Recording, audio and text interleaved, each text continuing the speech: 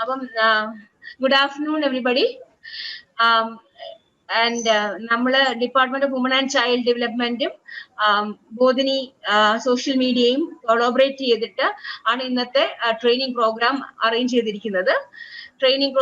ചെയ്തിരിക്കുന്നത്. നമ്മളെ CDPOസിനും എല്ലാ സൂപ്പർവൈസേഴ്സിനും പിന്നെ നമ്മൾ ഫീൽഡ് ലെവലിലെ ഗ്രാസ് റൂട്ട് ഫംഗ്ഷണറീസ് ആയ അംഗൻവാടി പ്രവർത്തകർക്കാണ്. അപ്പം ഈ ട്രെയിനിങ്ങിൽ നമ്മൾ ഡീൽ ചെയ്യുന്ന ഒരു വിഷയം എന്ന് പറഞ്ഞാൽ പോസ്റ്റ്മോർട്ടം ഡിപ്രഷൻ. പോസ്റ്റ്മോർട്ടം ഡിപ്രഷനിൽ നമ്മൾ പല ടൈപ്സ് ആണ്. ഇപ്പൊ നമ്മള് പോസ്റ്റ്മോർട്ടം ബ്ലൂസ് കാണും, പോസ്റ്റ്മോർട്ടം ഡിപ്രഷൻ, പിന്നെ അതിന്റെ കുറെ കൂടി ഇതായിട്ട് പോകുമ്പോൾ പോസ്റ്റ്മോർട്ടം സൈക്കോസിസിലോട്ട് പോകും. അപ്പം ഇത്രയും ഈ കാര്യങ്ങൾ, ഈ വിഷയത്തെ കുറിച്ച് നമ്മളുടെ ഒഫീഷ്യൽസിനും ഫങ്ഷണറീസിനും എന്താണ് അറിവ് പകർത്താനായിട്ട് നമ്മളുടെ ബോധിനിയുമായിട്ട് associated doctor John, chief psychiatrist,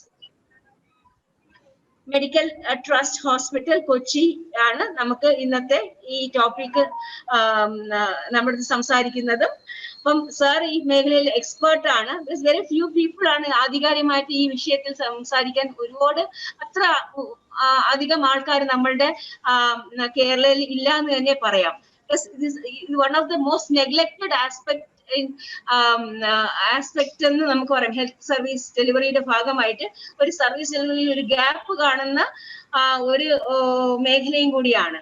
അപ്പം നമ്മളൊരു പോസ്റ്റ്മോർട്ടം ഡിപ്രഷന്റെ പ്രിവലൻസ് റേറ്റ് നോക്കിയാൽ 17% തൊട്ട് 26% സ്ത്രീകൾക്ക് ഇതിനെ വൺ ഫോം ഓർ അനദർ രീതിയിൽ നമുക്ക് പോസ്റ്റ്മോർട്ടം ഡിപ്രഷൻ ഫേസ് ചെയ്യുന്നു എന്നാണ് മനസ്സിലാക്കിയത്. അപ്പൊ അത് ഈ കണക്ക് വെച്ച് തന്നെയാണ് നമുക്കൊരു അതിന്റെ ഗ്രാവിറ്റി എത്രത്തോളം ആണെന്നും നമ്മൾ ICDS വഴി നൽകുന്ന സേവനത്തിൽ ഈ ഒരു സർവീസ് ഡെലിവറി, ഈ അറിവില്ലായ്മ, നമുക്കിപ്പം പോസ്റ്റ്മോർട്ടം ഡിപ്രഷൻ നമ്മുടെ വിമനില്, നമ്മുടെ അമ്മമാരില് പ്രസവിച്ചു കഴിഞ്ഞിട്ട് അമ്മമാരിൽ അവര് ഈ പോസ്റ്റ്മോർട്ടം ഡിപ്രഷൻ ഡീൽ ചെയ്യുകയാണെങ്കിൽ അവരുടെ psychological and mental and psychological and physical ഹെൽത്തും അവരുടെ കുഞ്ഞിന്റെയും അവരുടെ കുഞ്ഞിന്റെയും mental psychological overall health negatively impact ചെയ്യും. അപ്പം നമ്മളുടെ ചാലഞ്ച് എന്താണ്, നമുക്ക് ഇങ്ങനെ ഒരു ഇഷ്യൂ ഉണ്ടെന്ന് മനസ്സിലാക്കുകയും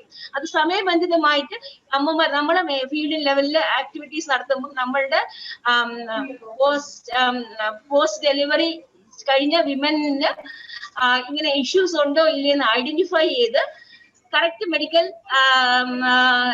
എയ്ഡ് കൊടുക്കാനായിട്ടുള്ള പ്രയത്നമാണ് നമ്മൾ വശത്ത് ചെയ്യാനുള്ളത്. അപ്പം നമുക്ക് എന്താണ് ഈ ഇഷ്യൂ എന്താണെന്ന് മനസ്സിലാക്കുകയും ഇവരെ എങ്ങനെയാണ് ഈ സിംറ്റംസ് ഐഡന്റിഫൈ ചെയ്യാൻ പറ്റുന്നതും അവർക്ക് സമയബന്ധിതമായിട്ട് എയ്ഡ് കൊടുക്കത്തക്ക രീതിയിൽ നമ്മൾ എക്വിപ്ഡ് ആവണം.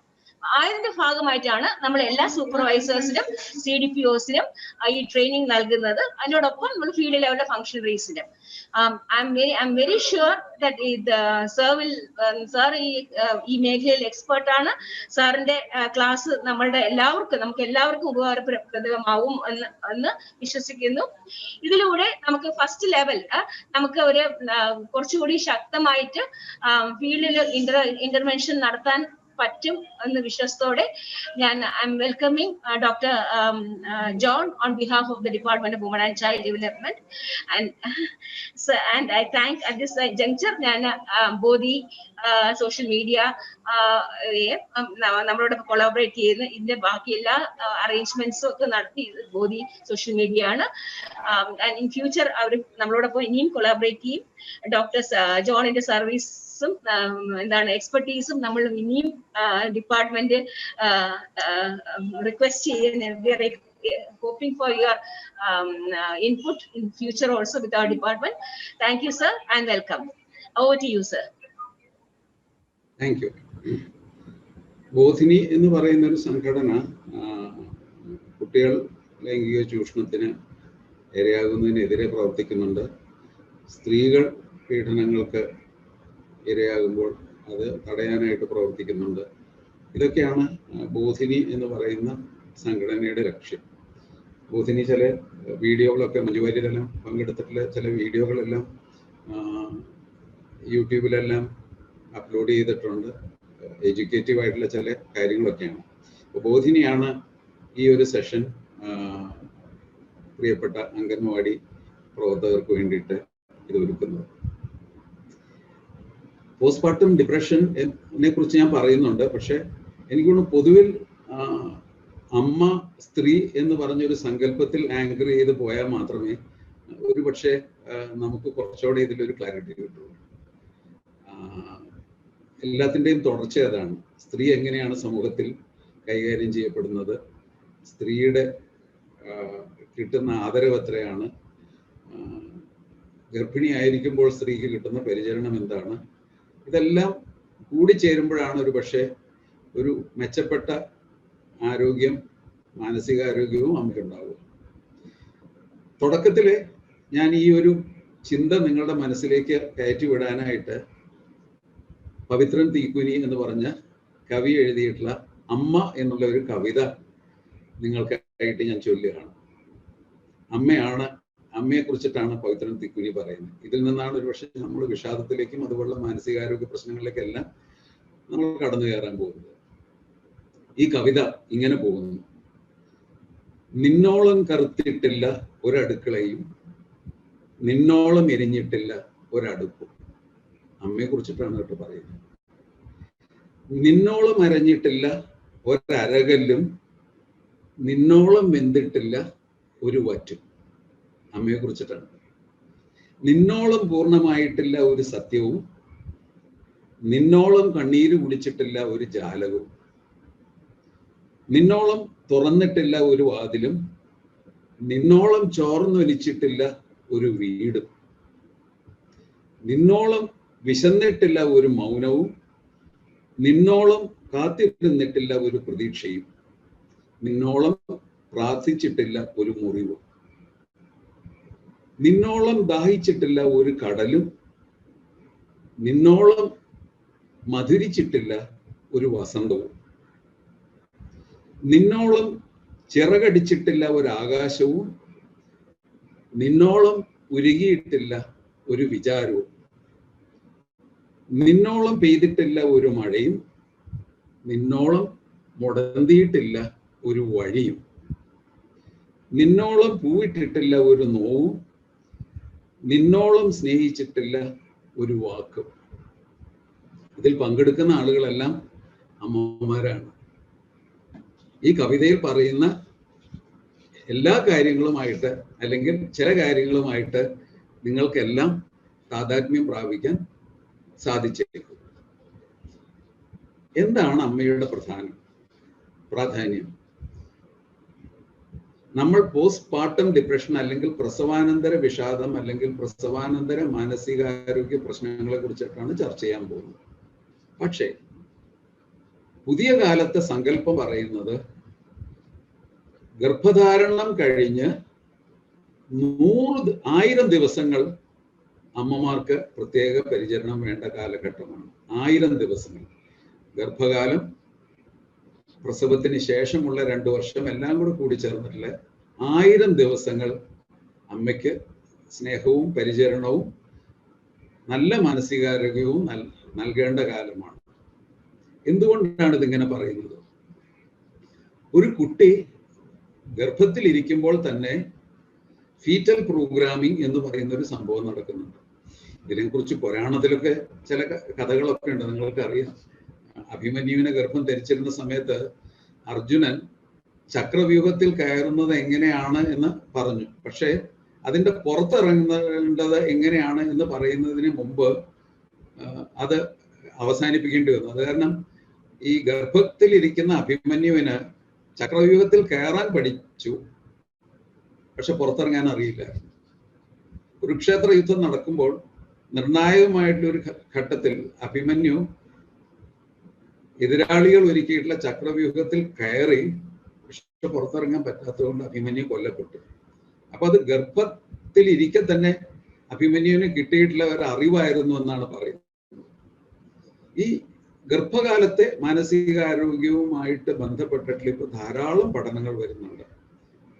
അമ്മമാർ ആധിയിൽ പെടുകയാണെങ്കിൽ, അമ്മമാർ വിഷാദത്തിൽ പെടുകയാണെങ്കിൽ ജനിക്കുന്ന കുട്ടിക്ക് പലതരത്തിലുള്ള മാനസിക അസ്വാസ്ഥ്യങ്ങൾ ഉണ്ടാകാമെന്ന് തെളിയിക്കുന്ന രീതിയിലുള്ള പഠനങ്ങൾ വരുന്നുണ്ട്. അതൊരു തരം ഗർഭസ്ഥ ശിശുവിൻ്റെ പ്രോഗ്രാമിംഗ് ആണ്. അമ്മ മാനസികമായിട്ട് നല്ല നിലയിൽ ഇരിക്കുകയാണ് എങ്കിൽ കുട്ടിയുടെ മാനസികാരോഗ്യം മെച്ചമാകും. അതല്ലെങ്കിൽ കുട്ടിക്ക് ശ്രദ്ധാവൈകല്യം ഉണ്ടാകാം, ADHD ഉണ്ടാകാം.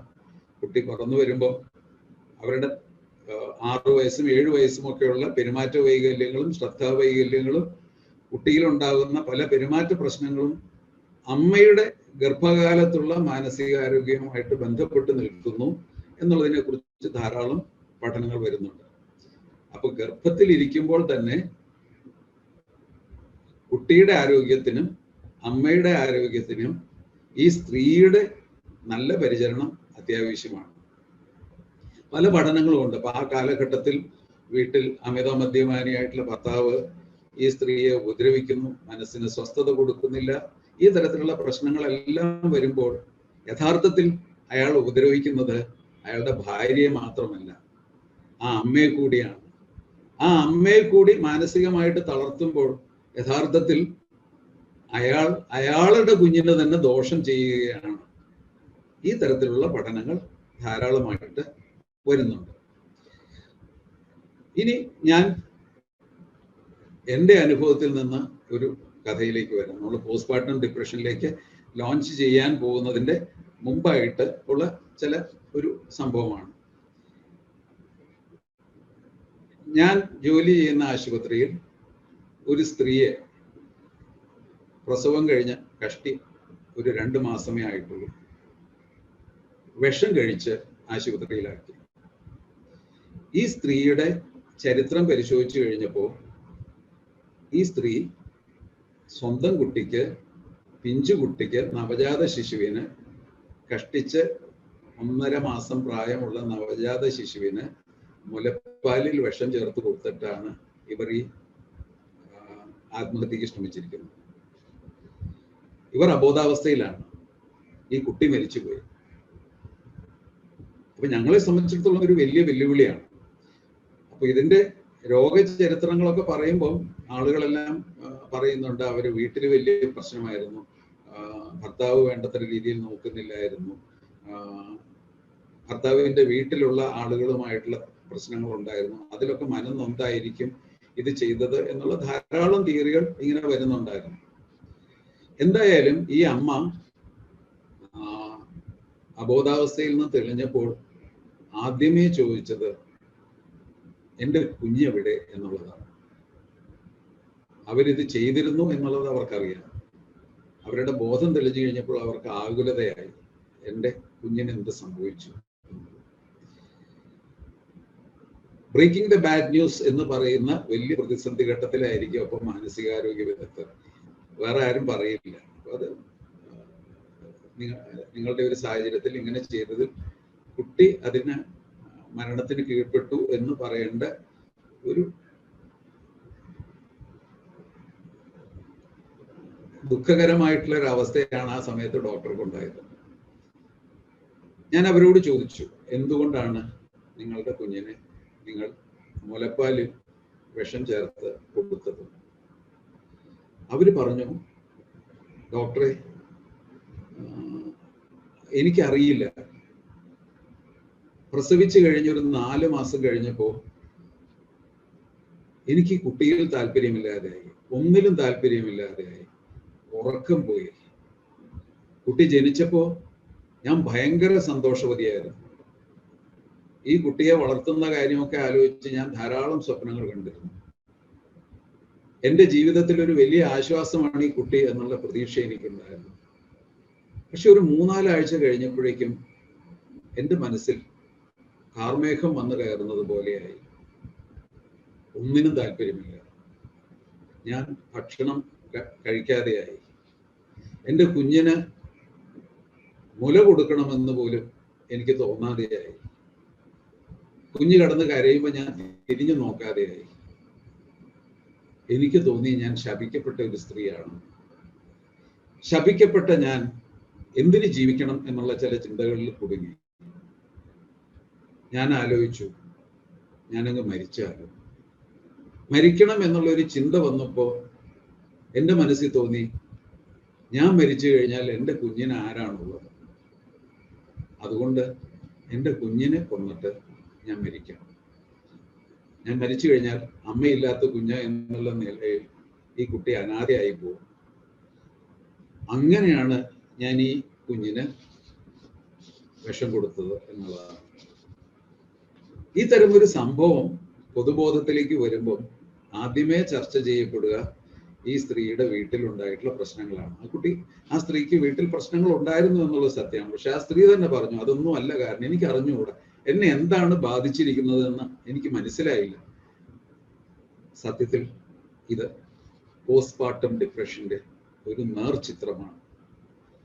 പലപ്പോഴും ആരും ശ്രദ്ധിക്കപ്പെടാതെ പോകുന്ന ഈ തരത്തിലുള്ള ഒരു അവസ്ഥ വരുമ്പം നല്ലൊരു കുഞ്ഞിനെ കൊടുത്തിട്ട് ഈ തള്ളയ്ക്ക് എന്താ അഹങ്കാരമാണോ എന്നുള്ള രീതിയിൽ പഴി പറയുന്ന രീതിയിലുള്ള ചില അവസ്ഥകളിലൂടെ അവഗണിക്കപ്പെടുന്ന, ചികിത്സിച്ചാൽ മാറുന്ന, സഹായം കൊടുത്തു കഴിഞ്ഞാൽ ആ വല്ലാത്ത കാർമേഘത്തിന് പെയ്ത് തീർക്കാൻ പറ്റുന്ന ഒരവസ്ഥയാണ് ഇത് എന്നുള്ളത് അധികം ആളുകൾ അറിഞ്ഞിട്ടില്ല.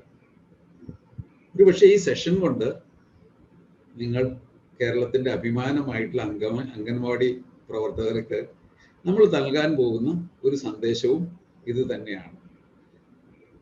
നേരത്തെ തിരിച്ചറിയുക, ഇടപെടുക. എല്ലാ അമ്മമാരും പ്രസവാനന്തര വിഷാദത്തിലേക്ക് പോകുമ്പോൾ കുഞ്ഞിനെ കൊല്ലും എന്നുള്ളൊരു ധാരണയൊന്നും വേണ്ട. ആ രീതിയിൽ നിങ്ങൾ അതിനെ കാണാനും പാടില്ല. കാരണം ഈ സ്ത്രീക്ക് വിഷാദമുണ്ട്, ചിലപ്പോൾ കുഞ്ഞിനെ കൊന്നാലോ, എന്നാൽ കുഞ്ഞിനെ മാറ്റി വെച്ചേക്കാം, ഇവരെ എവിടെയെങ്കിലും കൊണ്ടുപോയി ചികിത്സിച്ചേക്കാം എന്നുള്ള രീതിയിൽ മുദ്ര ചാർത്താൻ ശ്രമിക്കരുത്. വീട്ടുകാരുടെയും പ്രിയപ്പെട്ടവരുടെയും സുഹൃത്തുക്കളുടെയും ഒക്കെ പരിചരണവും കരുതലും വേണ്ട ഒരു ഘട്ടത്തിലൂടെയാണ് ഈ സ്ത്രീകൾ കടന്നു പോകുന്നത് എന്നുള്ളത് നമ്മൾ മറക്കാൻ പാടില്ല. പ്രസവാനന്തര വിഷാദത്തിലേക്ക് വരുന്നതിന് മുമ്പേ എത്ര പേർ വിഷാദം എന്ന് പറയുന്ന അവസ്ഥ, അത് പ്രസവാനന്തരമായാലും അല്ലെങ്കിലും ഒരു ജാഗ്രത പാലിക്കേണ്ട ഒരു മാനസികാവസ്ഥയാണെന്ന് ചിന്തിക്കുന്നുണ്ട്. ഏത് കാലഘട്ടത്തിലും പരിധി വിടുന്ന വിഷാദം, കാലയളവിന്റെ ദൈർഘ്യം കൂടുന്ന വിഷാദം, അത് എന്തു തരം പ്രതിസന്ധിയിൽ നിന്ന് വന്നാലും അതിന് കൃത്യമായിട്ടുള്ള ഇടപെടൽ വേണ്ട ഒരവസ്ഥയാണ്. നമ്മൾ നോക്കുമ്പോൾ ഒരാൾക്ക് പ്രണയഭംഗം വന്നിട്ടുണ്ടാവാം, അതിൻ്റെ വിഷാദമായിരിക്കാം, അല്ലെങ്കിൽ പരീക്ഷയിൽ തോറ്റിട്ടുണ്ടാവാം, അതിൻ്റെ വിഷാദമായിരിക്കാം. അതുമല്ലെങ്കിൽ ഇപ്പോൾ കോവിഡ് കാലമാണ്, ധാരാളം ആളുകൾക്ക് ജോലി പോയിട്ടുണ്ട്, അതല്ലെങ്കിൽ വരുമാനം നഷ്ടമായിട്ടുണ്ട്, അതുകൊണ്ടുള്ള വിഷാദമായിരിക്കാം. ഇങ്ങനെ കാരണം കണ്ടുപിടിച്ചു കഴിയുമ്പോൾ നമ്മൾ ഇന്ന കാരണം കൊണ്ടുണ്ടായതല്ലേ വിഷാദം എന്നുള്ള രീതിയിൽ അവഗണിക്കുന്ന ഒരു പ്രവണതയുണ്ട്. അത് ശരിയല്ല. ശാസ്ത്രീയമായി പറഞ്ഞാൽ 2 ആഴ്ചയിൽ ദൈർഘ്യമുള്ള വിഷാദങ്ങൾ അതിൻ്റെ കാഠിന്യം പരിധി വിട്ടുപോയാൽ തീർച്ചയായിട്ടും അതിന് സജീവമായിട്ടുള്ള ഒരു ശ്രദ്ധ നൽകേണ്ട അവസ്ഥയാണ്. കാരണം ഗുരുതരമായിട്ടുള്ള വിഷാദമുള്ള ആളുകളിൽ 15% ആളുകൾ ആത്മഹത്യ ചെയ്യാനുള്ള സാധ്യതയുണ്ട്. തിരിച്ചറിയപ്പെടാതെ പോകുന്ന വിഷാദം ആത്മഹത്യയിലേക്ക് നയിക്കാം. അത് പ്രസവാനന്തര ഘട്ടത്തിലാണെങ്കിൽ ചിലപ്പോൾ ആ സ്ത്രീയെ സംബന്ധിച്ചിടത്തോളം ആ അമ്മയോടുള്ള ആ അമ്മയ്ക്ക് കുഞ്ഞിനോടുള്ള സ്നേഹത്തിന്റെ വികലമായിട്ടുള്ള ഒരു പതിപ്പായിട്ട്, ഞാൻ നേരത്തെ സൂചിപ്പിച്ചിട്ടുള്ള ആ കേസിലെ പോലെ കുട്ടിയെയും കൊന്ന് എന്നോടൊപ്പം കുട്ടി ഇരിക്കട്ടെ മരണശേഷം എന്നുള്ള സ്വദേശപരവുമായിട്ടുള്ള ആ സ്നേഹത്തിന്റെ ഒരു വികലമായിട്ടുള്ള പതിപ്പായിട്ട് ചിലപ്പോൾ കൊല്ലുന്ന അവസ്ഥകളിലേക്കൊക്കെ പോകാം. അതുകൊണ്ട് വിഷാദം ഏത് ഘട്ടത്തിൽ വന്നാലും അതിനെ ഗൗരവമായിട്ട് കണക്കാക്കണം. ചെന്നൈ പഴയ മദ്രാസ് സെൻട്രൽ ജയിലിൽ ഇൻഫന്റിസൈഡ്, കുട്ടികളെ കൊന്നിട്ട്, നവജാത ശിശുക്കളെ കൊന്നിട്ട് ശിക്ഷ നേരിടുന്ന അമ്മമാരിൽ നടത്തിയിട്ടുള്ള ഒരു പഠനമുണ്ട്.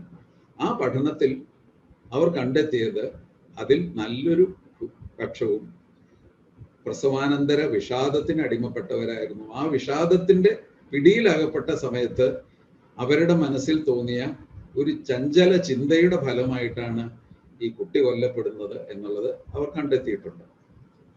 ഇനി നിങ്ങൾക്കെല്ലാം ഒരു കൊച്ചു ക്വസ്റ്റ്യനാറാണ്, ഒരു പക്ഷെ നിങ്ങൾക്ക് വിഷാദം ഉണ്ടോ നിങ്ങളുടെ അറിയാൻ വേണ്ടിയിട്ടാണ്, മനസ്സിലായില്ലേ? നിങ്ങൾ ഫീൽഡിലേക്ക് പോകുമ്പോഴും നിങ്ങൾ ശ്രദ്ധിക്കേണ്ട കാര്യങ്ങളാണിത്. ഇതിലൊരു 9 ചോദ്യങ്ങളുണ്ട്. ആദ്യത്തെ 2 ചോദ്യത്തിൽ ഏതെങ്കിലും ഒരെണ്ണത്തിന് ഉവ്വ് എന്നാണെങ്കിൽ നിങ്ങൾ 1 എന്ന് സ്കോർ ചെയ്യുക. ഇതിൽ ആദ്യത്തെ ചോദ്യം ഒന്നിനും താല്പര്യമില്ലാത്ത അവസ്ഥയോ സന്തോഷമില്ലാത്ത അവസ്ഥയോ പോയ 2 ആഴ്ചകൾക്കുള്ളിൽ നിങ്ങൾക്കുണ്ടായിട്ടുണ്ടോ? ഈ 2 ആഴ്ച കട്ട് ഓഫ് ആണ്. 2 ആഴ്ചയായിട്ട് അങ്ങനെ ഉണ്ടോ എന്നുള്ളത്. ഇതൊരു പ്രസവാനന്തര വിഷാദവുമായിട്ട് ബന്ധപ്പെട്ടിട്ടുള്ള ചോദ്യമായിട്ട് ഇതിനെ റീഫ്രേസ് ചെയ്യുമ്പോൾ അതിൽ കുട്ടിയിൽ താല്പര്യമില്ല, കുഞ്ഞിനെ നോക്കാനും താല്പര്യമില്ല എന്നുള്ളതും ഒരുപക്ഷെ ഇതിൻ്റെ കൂടെ എഴുതി ചേർക്കാവുന്നതാണ്. ഇതാണ് ആദ്യത്തെ ചോദ്യം. ഉവ്വ് എന്നെങ്കിൽ 1 എന്ന് സ്കോർ ചെയ്യുക. ഇതിനോട് ചേർന്ന് തന്നെ പോകുന്ന രണ്ടാമത്തെ വിഷാദവുമായിട്ട് ബന്ധപ്പെട്ടുള്ള ചോദ്യം, വല്ലാതെ ഈ കഴിഞ്ഞ 2 ആഴ്ച വല്ലാതെ സങ്കടം തോന്നുകയോ പ്രത്യാശ നഷ്ടമാവുകയും ചെയ്തിട്ടുണ്ടോ? ഉവ്വ് എങ്കിൽ 1 എന്ന് സ്കോർ ചെയ്യാം. അപ്പൊ ആദ്യത്തെ 2 ചോദ്യങ്ങളിൽ ഇതിൽ ഏതെങ്കിലും ഒരെണ്ണത്തിന് 1 എങ്കിൽ അത് അവിടെ അങ്ങനെ നിൽക്കട്ടെ. ഇനി അടുത്ത ക്വസ്റ്റ്യൻസിലേക്ക് വരുമ്പോൾ, ഉറങ്ങാൻ ബുദ്ധിമുട്ടോ ഉറങ്ങി കഴിഞ്ഞാൽ ഉറക്കത്തിൽ നിൽക്കാൻ ബുദ്ധിമുട്ടോ അമിതമായിട്ടുള്ള ഉറക്കമോ പോയ 2 ആഴ്ചയായിട്ട് അനുഭവപ്പെട്ടിട്ടുണ്ടോ എന്നുള്ളതാണ്.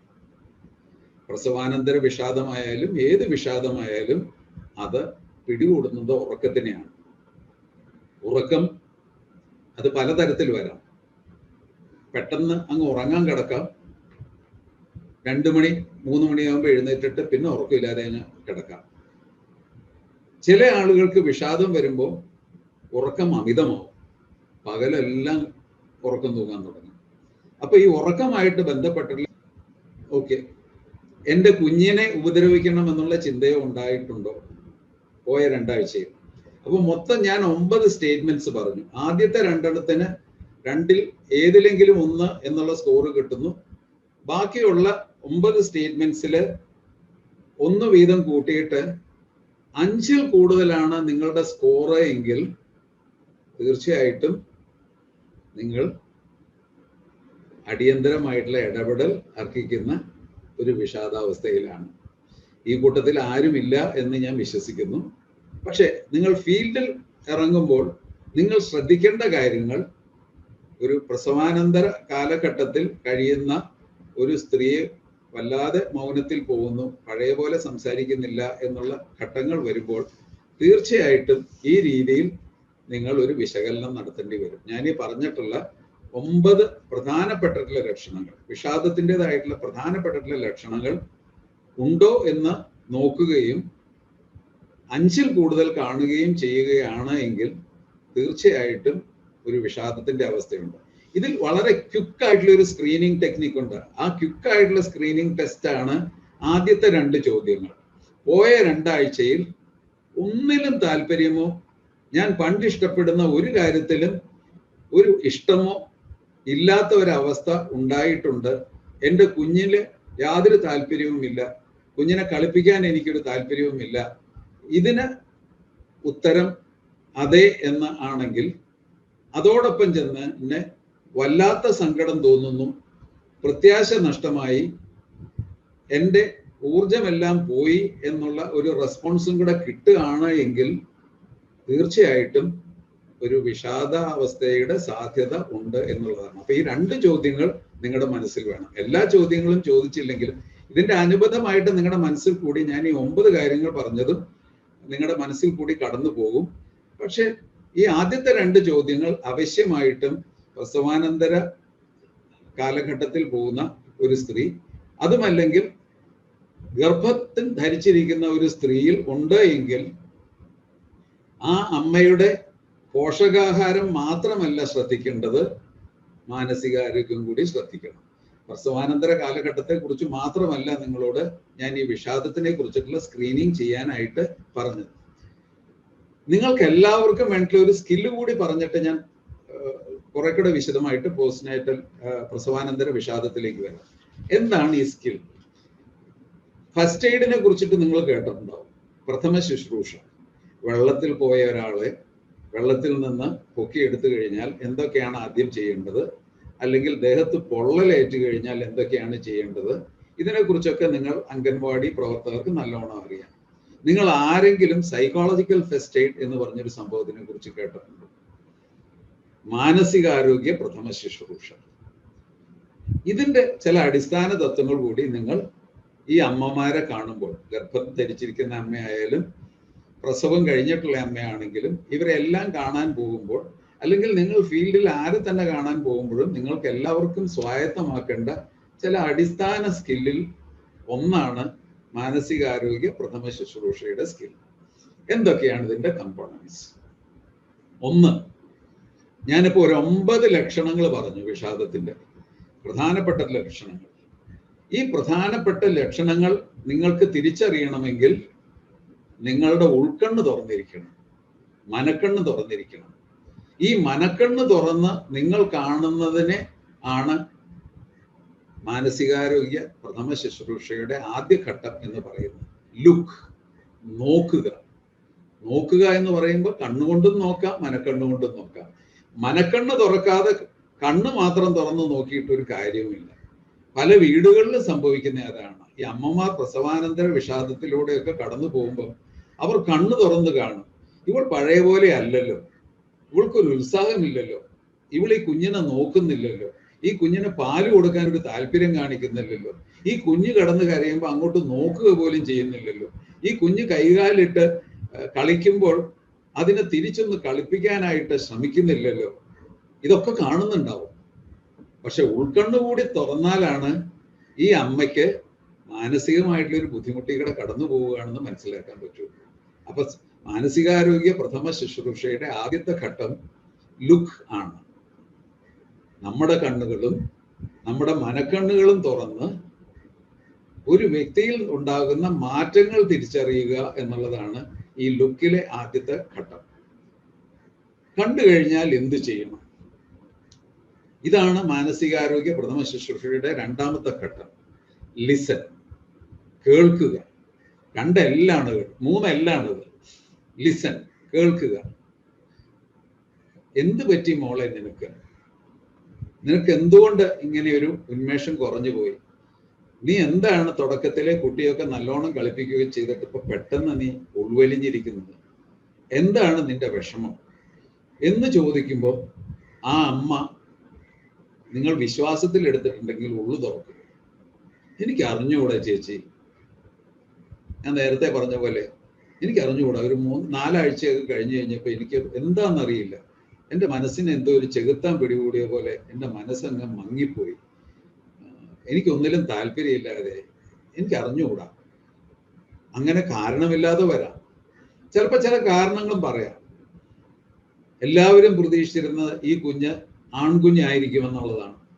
പെൺകുഞ്ഞായി എന്ന് പറഞ്ഞപ്പോൾ എല്ലാവരും എന്നെ ഒരു പുച്ഛത്തോടെ പരിഹാസത്തോടെ നോക്കാൻ തുടങ്ങി. അതെന്നെ വല്ലാതെ വിഷമിപ്പിക്കുന്നു. ഒരു പക്ഷെ അത് ഒരു ട്രിഗർ ഫാക്ടർ ആയിരിക്കാം. അതുപോലുള്ള സാമൂഹികമായിട്ടുള്ള ചില ധാരകൾ ചിലപ്പോൾ ഇതിലുണ്ടായിരിക്കാം. എന്ന് വെച്ചുകൊണ്ട് വിഷാദത്തിന്റെ ഒരു ഗൗരവം കുറയുന്നില്ല. അപ്പൊ സ്വാഭാവികമായിട്ടും ലിസൺ ചെയ്യുക എന്ന് പറയുമ്പോൾ നിങ്ങൾ എന്നോട് ചോദിക്കാവുന്ന ഒരു ചോദ്യമുണ്ട്, എങ്ങനെയാണ് ലിസൺ ചെയ്യുക? കേൾക്കുക എന്ന് പറയുമ്പോൾ വളരെ എളുപ്പമായിട്ട് തോന്നും. നമുക്ക് എല്ലാവർക്കും 2 ചെവിയുണ്ട്, ഈ ചെവി തുറന്നു വെച്ചിട്ട് അങ്ങ് കേട്ടാൽ പോരെ എന്നുള്ളതായിരിക്കാം നമ്മുടെ എല്ലാം ചിന്തകളിൽ കടന്നു പോകുന്നത്. അങ്ങനെയല്ല. ഒരു മാനസിക പ്രതിസന്ധിയിലൂടെ, വിഷാദത്തിലൂടെ കടന്നു പോകുന്ന ഒരാൾ കേൾക്കുന്നതിന് അതിലും മീതെ ചില വൈഭവങ്ങൾ വേണ്ടിവരും. ഒന്ന്, ഈ വ്യക്തിയായിട്ട് നമ്മൾ ഒന്ന് കണക്ട് ചെയ്യേണ്ടി വരും. ആ ആള് കടന്നു പോകുന്ന അവസ്ഥകളെ മനസ്സിലാക്കാൻ പറ്റുന്ന തലത്തിലേക്ക് നമ്മൾ പോകേണ്ടി വരും. നീ അനുഭവിക്കുന്നത് എന്താണെന്ന് എനിക്ക് മനസ്സിലാക്കാൻ പറ്റുന്നുണ്ട്, ഞാനും പ്രസവിച്ചിട്ടുണ്ട്, ഞാനും ഒരു അമ്മയാണ്, അതുകൊണ്ട് നിന്റെ ബുദ്ധിമുട്ടുകൾ എനിക്ക് മനസ്സിലാവുന്നു എന്ന് വാക്കുകൊണ്ട് പറഞ്ഞിട്ട് കാര്യമില്ല. എമ്പതി അല്ലെങ്കിൽ അനുതാപം, ആ വ്യക്തി കടന്നു പോകുന്ന അവസ്ഥകളുമായിട്ട് താതാത്മ്യം പ്രാപിച്ച് കേൾക്കുക എന്നുള്ളത് വളരെ പ്രധാനമാണ്. ആർദ്രതയോടെ കേൾക്കണം, ആ ആളെ മനസ്സിലാക്കി കേൾക്കണം, ആ വ്യക്തിയെ കുറ്റപ്പെടുത്താതെ കേൾക്കണം, ആ വ്യക്തിക്ക് തുറന്ന് എന്തും പറയാനുള്ള ഒരു സമയം കൊടുക്കണം. പറയുമ്പോൾ നമ്മൾ വാച്ചിൽ നോക്കിയിട്ട് കാര്യമൊന്നുമില്ല. അപ്പൊ അങ്ങനെ എന്തും തുറന്നു പറയാനുള്ള, എന്നാൽ കേൾക്കുന്നതിനെ കുറ്റപ്പെടുത്താതെ അതിനോടൊപ്പം ആ അമ്മ കരയുകയോ ദേഷ്യപ്പെടുകയോ ഒക്കെ ചെയ്തു കഴിഞ്ഞാൽ ആ വികാരങ്ങളെ അനുവദിച്ചുകൊണ്ട് അങ്ങനെയൊക്കെ ചെയ്യാൻ അനുവദിച്ചുകൊണ്ടുള്ള കേൾക്കലാണ് ഇതിൽ വളരെ പ്രധാനം. ഒരു കാരണവശാലും ഈ ഘട്ടത്തിൽ ഉപദേശിക്കാൻ പോകരുത്. നീ എന്തിനാ ഇങ്ങനെയൊക്കെ വിഷമിക്കുന്നത്, നീ ഒരു IT പ്രൊഫഷണൽ അല്ലേ, നീ ഇങ്ങനെ സങ്കടപ്പെടേണ്ട കാര്യമുണ്ടോ എന്നുള്ളതൊന്നും അങ്ങനെയുള്ള ഉപദേശങ്ങളുടെ ഒന്നും ആവശ്യമില്ല. കാരണം ആ പറയുന്ന വ്യക്തിയെ സംബന്ധിച്ചിടത്തോളം ആ വിഷാദാവസ്ഥ ആ സ്ത്രീ അനുഭവിച്ചു പോകുന്ന ഒരവസ്ഥ തന്നെയാണ്. അതുകൊണ്ട് അതെനിക്ക് മനസ്സിലാകുന്നു എന്ന് പറയുകയും അതിനെക്കുറിച്ചിട്ടുള്ള കുറ്റപ്പെടുത്തലോ അല്ലെങ്കിൽ ജഡ്ജ്മെന്റോ ഒന്നിനും പോകേണ്ട കാര്യമില്ല. സാധാരണഗതിയിൽ പ്രസവാനന്തര വിഷാദത്തിൽപ്പെടുന്ന അമ്മമാരോട് മുതിർന്നവരും മറ്റുള്ളവരും പറയുന്ന ഒരു വർത്തമാനമുണ്ട്.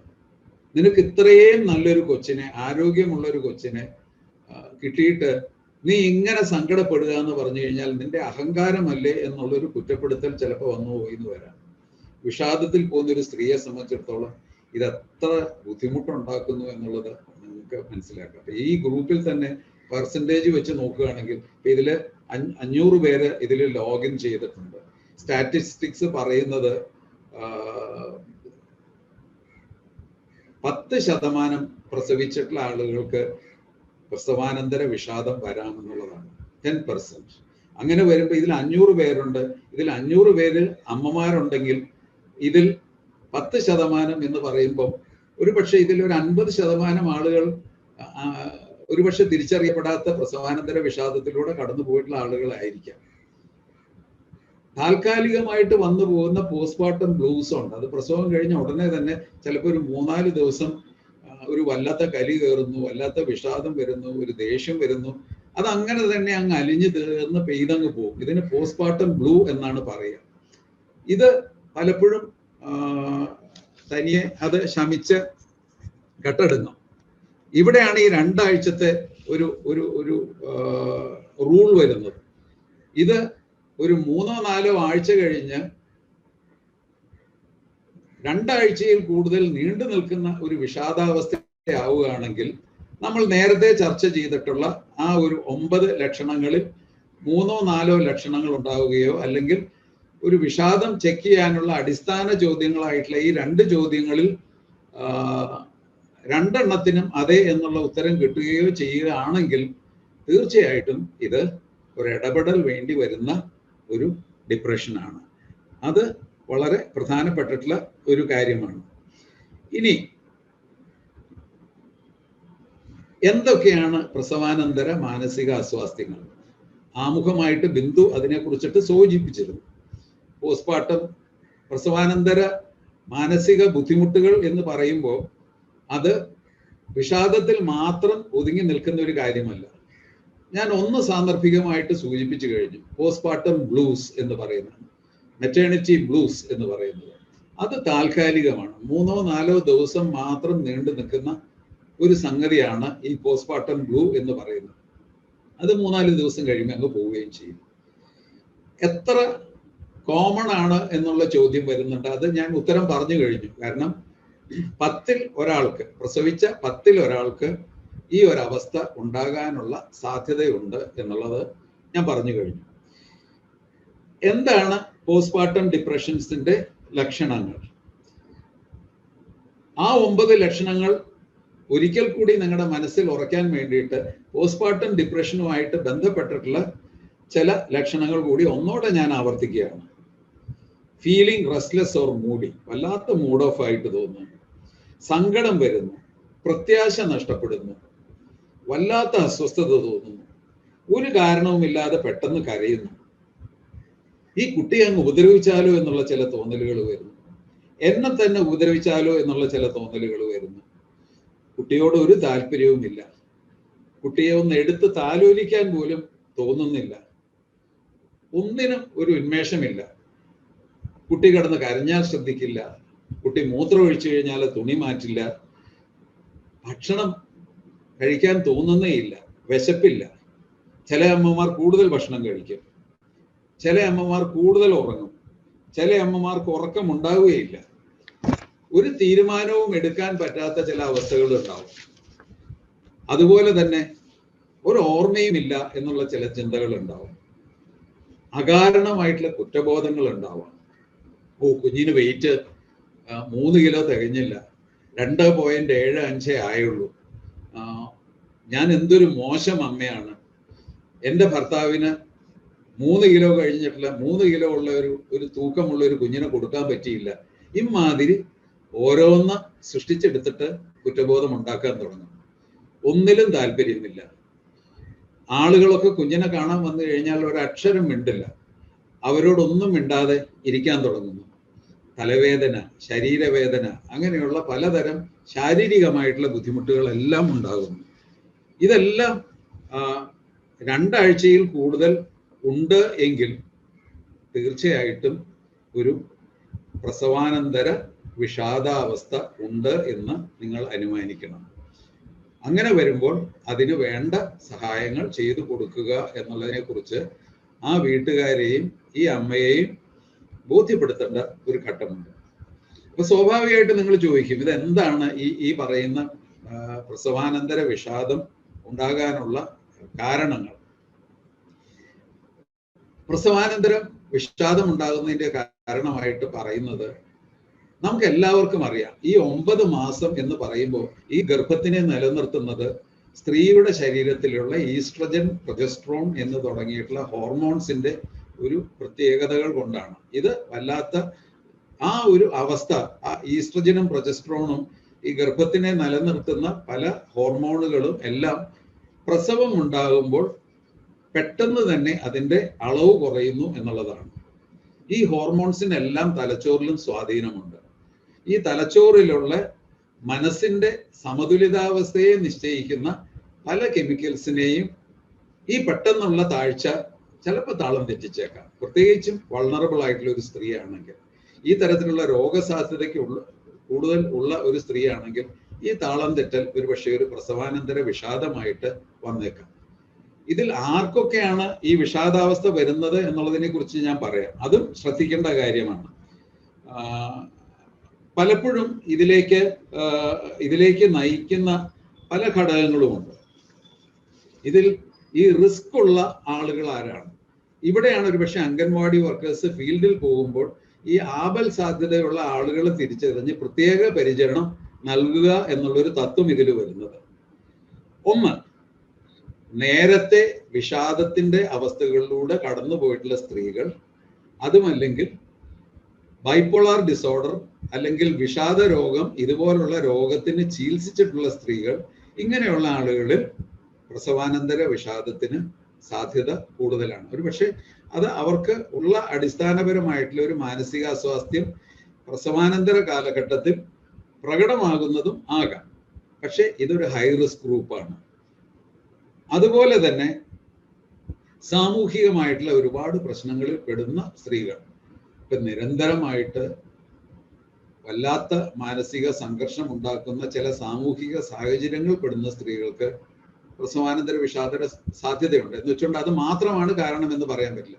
ഇപ്പൊ സ്ത്രീധന പീഡനം സ്ഥിരമായിട്ട് നടക്കുന്ന വീട്ട്, അതുമല്ലെങ്കിൽ ഭർത്താവ് മദ്യപിച്ചു വന്നിട്ട് എന്നും അക്രമങ്ങൾ കാണിക്കുക, വാക്കുകൊണ്ട് ചീത്ത പറയുക, ഈ തരത്തിലുള്ള സാമൂഹികമായിട്ടുള്ള ബുദ്ധിമുട്ടുകൾ ഉള്ളതും, അതുമല്ലെങ്കിൽ വീട്ടിൽ ആ ഗാർഹിക അന്തരീക്ഷത്തിൽ ഉണ്ടാകുന്ന ചില പ്രശ്നങ്ങൾ മൂലം ഉള്ള മാനസിക വ്യഥകളിലൂടെ കടന്നു പോവുകയൊക്കെ ചെയ്യുന്ന സ്ത്രീകൾക്ക് ഗർഭകാലത്തും പ്രസവാനന്തര കാലഘട്ടത്തും വിഷാദത്തിന്റെ അവസ്ഥകൾ വരാനുള്ള സാധ്യതകളുണ്ട്. ഗർഭകാലത്ത് വിഷാദത്തിൽ കൂടി കടന്നുപോയിട്ടുള്ള സ്ത്രീകൾക്ക് പ്രസവാനന്തര കാലഘട്ടത്തിൽ വിഷാദം കൂടുതൽ മൂർച്ഛിക്കാൻ ഇടയുണ്ട്. അതുപോലെ തന്നെ അമ്മയുടെ കുറഞ്ഞ പ്രായം, ഒരു 25 വയസ്സിൽ താഴെയുള്ള പ്രായത്തിലുള്ള ആളുകൾ ഗർഭം ധരിക്കുമ്പോഴും പ്രസവിക്കുമ്പോഴും ഈ തരത്തിലുള്ള ചില പ്രശ്നങ്ങൾ ഉണ്ടാകാനിടയുണ്ട്. അതുപോലെ മറ്റ് വ്യക്തിത്വ വൈകല്യങ്ങൾ ഉള്ള ആളുകൾക്കും ഈ തരത്തിലുള്ള സാധ്യതകളുണ്ട്. അപ്പൊ ഫീൽഡിൽ ഇറങ്ങുമ്പോൾ ഒരു പക്ഷേ നേരത്തെ എന്തെങ്കിലും മാനസികാസ്വാസ്ഥ്യത്തിന് ചികിത്സ എടുത്തിട്ടുള്ള ആളുകളോ സഹായം തേടിയിട്ടുള്ള അമ്മമാരോ ആണ് എങ്കിൽ ഇത്തരം ചോദ്യങ്ങൾ അവരുമായിട്ട് നല്ലൊരു ബന്ധം ഉണ്ടാക്കിയതിന് ശേഷം ചോദിക്കേണ്ടതുണ്ട്. പലപ്പോഴും അമിതമായിട്ടുള്ള ഉത്സാഹത്തിന്റെ പേരിൽ നമ്മൾ ഉടനെ കയറി ഈ വിഷാദാവസ്ഥയെ കുറിച്ചിട്ടുള്ള ചോദ്യങ്ങളൊന്നും ചോദിക്കരുത്. നമ്മൾ കുറച്ച് കുശലം പറഞ്ഞ് ആ കുട്ടിയുടെ കാര്യങ്ങളൊക്കെ ചോദിച്ച്, എന്ത് പഠിച്ചു എന്നുള്ള കാര്യങ്ങൾ ചോദിച്ച്, അല്ലെങ്കിൽ ആ വീട്ടിലെ കാര്യങ്ങൾ ചോദിച്ച് ഒരു സൗഹൃദ സംഭാഷണം ഉണ്ടാക്കി ഒരു ബന്ധം ഉണ്ടാക്കിയതിന് ശേഷമാണ് ഈ തരത്തിലുള്ള ചോദ്യങ്ങൾ ചോദിക്കുന്നത്. അപ്പൊ ആ തരത്തിലുള്ള ഒരു ഹൈ റിസ്ക് പോപ്പുലേഷൻ തിരിച്ചറിഞ്ഞ് വളരെ നേരത്തെ തന്നെ ഇടപെടുകയും അത് തിരിച്ചറിയുകയാണെങ്കിൽ വീട്ടുകാരെ ബോധ്യപ്പെടുത്തുകയും ചെയ്യേണ്ട ഒരു ഒരു ഒരു ഘട്ടമുണ്ട്. അതുപോലെ തന്നെ പ്രസവാനന്തര ഘട്ടത്തിൽ അത്ര കണ്ട് ശ്രദ്ധ പിടിച്ചു പറ്റാത്ത, കാരണം കുറഞ്ഞ കാലയളവ് കൊണ്ട് പോകുന്നതാണ് ഈ ബേബി ബ്ലൂസ് എന്ന് പറയുന്ന അവസ്ഥ. 3-4 ദിവസം കൊണ്ട് അത് കടന്നു പോകും. ഇതിന്റെ സ്ഥിതിവിവര കണക്കുകൾ അമ്പരപ്പിക്കുന്നതാണ്. 100 അമ്മമാരിൽ ഏതാണ്ട് 50% മുതൽ 60% പേര് ആദ്യത്തെ 2 ആഴ്ചയ്ക്കുള്ളിൽ ബേബി ബ്ലൂസിലൂടെ കടന്നു പോകുന്നു എന്നുള്ളതാണ്. ഈ 3-4 ദിവസം കൊണ്ട് ഇതങ്ങ് മറഞ്ഞു പോകുന്നതുകൊണ്ട് നമ്മൾ അത്ര ശ്രദ്ധിക്കാറില്ല. വല്ലാത്തൊരു മൂഡ് സ്വിങ് ഉണ്ടാവുക, വല്ലാതെ ഉത്കണ്ഠ ഉണ്ടാവുക, ഒരു ചില്ലറ കരച്ചിലൊക്കെ കാണിക്കുക, ദേഷ്യം കാണിക്കുക, ഉറക്കത്തിനൊരല്പം ബുദ്ധിമുട്ട് വരിക, ഇതൊക്കെയാണ് ഈ വിഷാദത്തിന്റെ ബേബി ബ്ലൂ എന്ന് പറയുന്ന പ്രസവാനന്തര വിഷാദത്തിന്റെ മിനി പതിപ്പുകളിൽ ഉണ്ടാകുന്നത്. 3-4 ദിവസം കഴിയുമ്പം അത് തന്നെ അങ്ങ് അപ്രത്യക്ഷമാവുകയും ചെയ്യും. ഇത് മിക്കവാറും പ്രസവം കഴിഞ്ഞ് തുടക്കത്തിൽ തന്നെ ഉണ്ടാവുന്നതാണ്. തുടക്കത്തിൽ തന്നെ ഉണ്ടാവുന്നതാവുകൊണ്ട് അത് 3-4 ദിവസം കഴിഞ്ഞ് അപ്രത്യക്ഷമാവുന്നത് കൊണ്ട് നമ്മൾ ശ്രദ്ധിച്ചു എന്ന് വരില്ല. ഇനി ഏറ്റവും ഗൗരവമുള്ള ഒരവസ്ഥയാണ് ഇത്. സത്യത്തിൽ ഒരു സൈക്യാട്രിക് അല്ലെങ്കിൽ മാനസികാരോഗ്യ എമർജൻസി തന്നെയാണ് പോസ്റ്റ്പാർട്ടം സൈക്കോസിസ് എന്ന് പറയുന്നത്. 1000-ൽ 1 മുതൽ 4 വരെ അമ്മമാർക്ക് ഈ പോസ്റ്റ്പാർട്ടം സൈക്കോസിസ് അല്ലെങ്കിൽ ഉന്മാദാവസ്ഥകൾ ഉണ്ടാവാം. എന്തൊക്കെയാണ് ഈ ഉന്മാദാവസ്ഥകളുടെ ലക്ഷണങ്ങൾ? 2 ആഴ്ചയ്ക്കുള്ളിൽ പലപ്പോഴും ഇതുണ്ടാകാം. പെട്ടെന്ന് ഈ അമ്മയുടെ സമനില അങ്ങ് തെറ്റിപ്പോവും. മതിഭ്രമങ്ങൾ കാട്ടാൻ തുടങ്ങും, പിച്ചും പേയും പറയാൻ തുടങ്ങും, പരസ്പര ബന്ധമില്ലാതെ വർത്തമാനം പറയാൻ തുടങ്ങും, അശരീരി ശബ്ദങ്ങൾ കേൾക്കുന്നു എന്ന് പറയാൻ തുടങ്ങും, ഹാലുസിനേഷൻസ്, കാതിലാരോ എന്ന് വർത്തമാനം പറയുന്നു, നീ നിന്റെ ആ കുഞ്ഞിനെ കൊന്നുകള എന്ന് എന്നോട് കൽപ്പിക്കുന്നു, ആ തരത്തിലുള്ള ചില പിച്ചും പേയും പറയലുണ്ടാവുന്നു. ഇതെല്ലാം ഇതിനോടൊപ്പം തന്നെ വല്ലാത്ത വൈകാരിക വിക്ഷോഭങ്ങൾ, ചിലപ്പോൾ കരച്ചിലാവാം, ചിലപ്പോൾ ദേഷ്യമാവാം, എല്ലാവരോടും കയർക്കലാവാം, ചിലപ്പോൾ അക്രമാസക്തി കാണിക്കലാവാം, ചിലപ്പം ആ ഒരു മതിഭ്രമത്തിന്റെ സ്വാധീനത്തിൽ കയ്യിൽ കിട്ടുന്നതൊക്കെ വലിച്ചെറിയലാകാം, സ്വന്തം കൈ മുറിക്കലാവാം, വല്ലാത്ത അസ്വസ്ഥതകളാകാം, ഇങ്ങനെയുള്ള പലതും. അതുപോലെ തന്നെ ഇതിനോടൊപ്പം തന്നെ ചില മിഥ്യാധാരണകൾ, ഡെല്യൂഷൻസും ഉണ്ടാവും. എന്നെ ആളുകൾ ഉപദ്രവിക്കാൻ വരുന്നു, എല്ലാവരും എന്നെ കുറിച്ചിട്ടാണ് വർത്തമാനം പറയുന്നത്, എല്ലാവരും എന്നെ കളിയാക്കുകയാണ്, ഈ തരത്തിലുള്ള ഡെല്യൂഷൻസ് അല്ലെങ്കിൽ മിഥ്യാധാരണകൾ ഉണ്ടാവാം. ഇത് വളരെ പെട്ടെന്ന് ഉണ്ടാകുന്ന ഒരവസ്ഥയാണ്. പലപ്പോഴും വീട്ടുകാർക്ക് വല്ലാത്ത മാനസിക ക്ലേശം ഉണ്ടാക്കുകയും അമ്പരപ്പ് ഉണ്ടാക്കുകയും ചെയ്യുന്ന ഒരവസ്ഥയാണ് പോസ്റ്റ്പാർട്ടം സൈക്കോസിസ് എന്ന് പറയുന്നത്. ഈ തരം ഘട്ടങ്ങളിൽ ഇത്രയേറെ പുറമേക്ക് പ്രകടമായ രീതിയിലുള്ള പെരുമാറ്റ വൈകല്യങ്ങൾ ആയതുകൊണ്ട് അതിവേഗം തന്നെ മെഡിക്കൽ ശ്രദ്ധ ഇതിന് കിട്ടാറുണ്ട്. എന്നാൽ പ്രസവാനന്തര വിഷാദങ്ങൾക്ക് ഇതുപോലുള്ള അമ്പരപ്പിക്കുന്ന രീതിയിലുള്ള പെരുമാറ്റങ്ങളില്ലാതെ ഈ സ്ത്രീ ഉൾവലിഞ്ഞിരിക്കുന്നത് കൊണ്ട് പലപ്പോഴും അത് അവഗണിക്കപ്പെടുകയാണ് ചെയ്യുന്നത്. അങ്ങനെ അവഗണിക്കപ്പെടുന്ന അവസ്ഥയിൽ ആണ് പലപ്പോഴും പ്രസവാനന്തരം അമ്മ ആത്മഹത്യ ചെയ്തു, അമ്മ കുഞ്ഞിനെ കൊന്നു എന്നുള്ള രീതിയിലുള്ള ചില വാർത്തകൾ നമ്മൾ കേൾക്കുകയും അതിനെ കുറിച്ചിട്ട് ഇതെന്തൊരമ്മ എന്നുള്ള രീതിയിൽ രോഷം കൊള്ളുകയും ഒക്കെ ചെയ്യുന്നത്. എല്ലാ സന്ദർഭങ്ങളും, ഭൂരിപക്ഷം സന്ദർഭങ്ങളിലും ഈ അമ്മയുടെ ക്രൂരതയല്ല, അമ്മയെ ബാധിച്ചിരിക്കുന്ന ഒരു മനോവൈകല്യമാണ് ഈ തരത്തിലുള്ള ഒരു കുറ്റകൃത്യത്തിലേക്ക് അവർ നയിക്കുന്നതെന്ന് ആലോചിക്കണം. പോസ്റ്റ്പാർട്ടം സൈക്കോസിസിലും, അതായത് പ്രസവാനന്തര ഉന്മാദാവസ്ഥകളിലും ചില സന്ദർഭങ്ങളിൽ അമ്മമാർ കുഞ്ഞുങ്ങളെ കൊല്ലുന്ന അവസ്ഥകൾ വരുന്നുണ്ട്. പലപ്പോഴും ഒരു അശരീരി ശബ്ദത്തിന്റെ പ്രേരണയാൽ നിനക്ക് എന്ത് ജാതി കുഞ്ഞാണ് ജനിച്ചിരിക്കുന്നത്, വിളിക്കുന്നത്? ഇതൊരു ചെകുത്താന്റെ സന്തതിയല്ലേ, അതിനെ കൊന്നേക്കൂ എന്നൊക്കെയുള്ള അശരീരി ശബ്ദങ്ങൾ കാതിൽ വന്ന് ശല്യപ്പെടുത്തുമ്പോൾ പലപ്പോഴും അമ്മമാർ ആ അശരീരി ശബ്ദത്തിന്റെ പ്രേരണയാൽ കുഞ്ഞിനെ കൊല്ലുന്ന സംഭവങ്ങളെല്ലാം ഉണ്ടായിട്ടുണ്ട്. അത്തരം കേസുകളും ഉത്ഭവിച്ചിട്ടുണ്ട്. അപ്പൊ ഇത് വളരെ പ്രധാനപ്പെട്ടിട്ടുള്ള കാര്യമാണ്.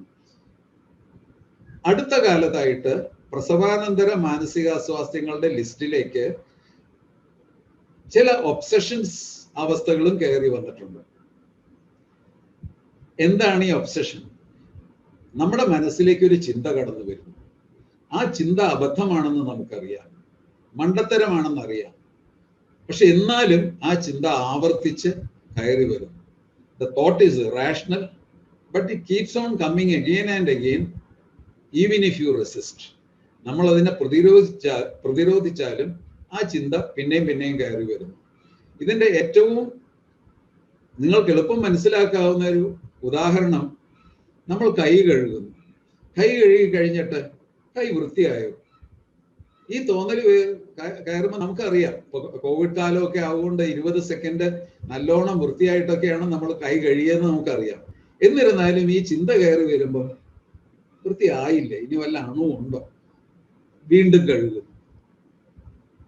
അത് കഴിഞ്ഞ് ഒരു 5 മിനിറ്റ് കഴിയുമ്പോൾ പിന്നെ നമ്മുടെ മനസ്സിലേക്ക് കയറുകയാണ്, ശരിയായോ, നമ്മൾ വൃത്തിയായിട്ട് കഴുകിയോ? ആ ചിന്ത വരുമ്പോൾ നമുക്ക് ആ ചിന്തയെ റെസിസ്റ്റ് ചെയ്യാൻ പറ്റുന്നില്ല, വീണ്ടും കഴുകുന്നു. അപ്പം ആ ചിന്ത ഒബ്സഷനും ഈ കഴുകൽ കമ്പൽഷനുമാണ്. അതായത് ആ ചിന്തയ്ക്ക് അടിമപ്പെട്ടിട്ട് നമ്മൾ കഴുകിക്കൊണ്ടിരിക്കുന്നു. പ്രസവാനന്തര മാനസികാസ്വാസ്ഥ്യത്തിൽ വരുന്ന ഒബ്സഷൻസില് പലപ്പോഴും അമ്മമാർക്കുണ്ടാകുന്ന ഒബ്സഷൻ, ഞാൻ ഈ കുഞ്ഞിനെ എങ്ങാനും ഉപദ്രവിച്ചാലോ. ഒരുപാട് നമ്മൾ ഇടയ്ക്കൊക്കെ കാണുന്ന ഒരവസ്ഥയാണ്. ഞാനെങ്ങാനും ഈ കുട്ടിയെ ഏതെങ്കിലും രീതിയിൽ ഉപദ്രവിച്ചാലോ. അറിയാം ഞാൻ ഉപദ്രവിക്കില്ല എന്ന് എനിക്കറിയാം. എൻ്റെ അടുത്തൊക്കെ വരുന്ന രോഗികൾ പറയാറുണ്ട്, ഡോക്ടറെ എനിക്കറിയാം ഞാൻ ഒന്നും ചെയ്യില്ല, എൻ്റെ പൊന്നാങ്കട്ട കൊച്ചാണത്, ആ കൊച്ചിനെ ഞാൻ ഉപദ്രവിക്കില്ല, എനിക്കറിയാം. പക്ഷെ എന്നാ പറയാനാ ഡോക്ടറെ? ആ ചിന്ത പിന്നെയും പിന്നെയും എൻ്റെ മനസ്സിലേക്ക് ഇങ്ങനെ കയറി കയറി വരികയാണ്. അതിങ്ങനെ ശല്യപ്പെടുത്തിക്കൊണ്ടിരിക്കുകയാണ്. എനിക്കതുകൊണ്ട് തീരെ ഒരു സമാധാനമില്ല.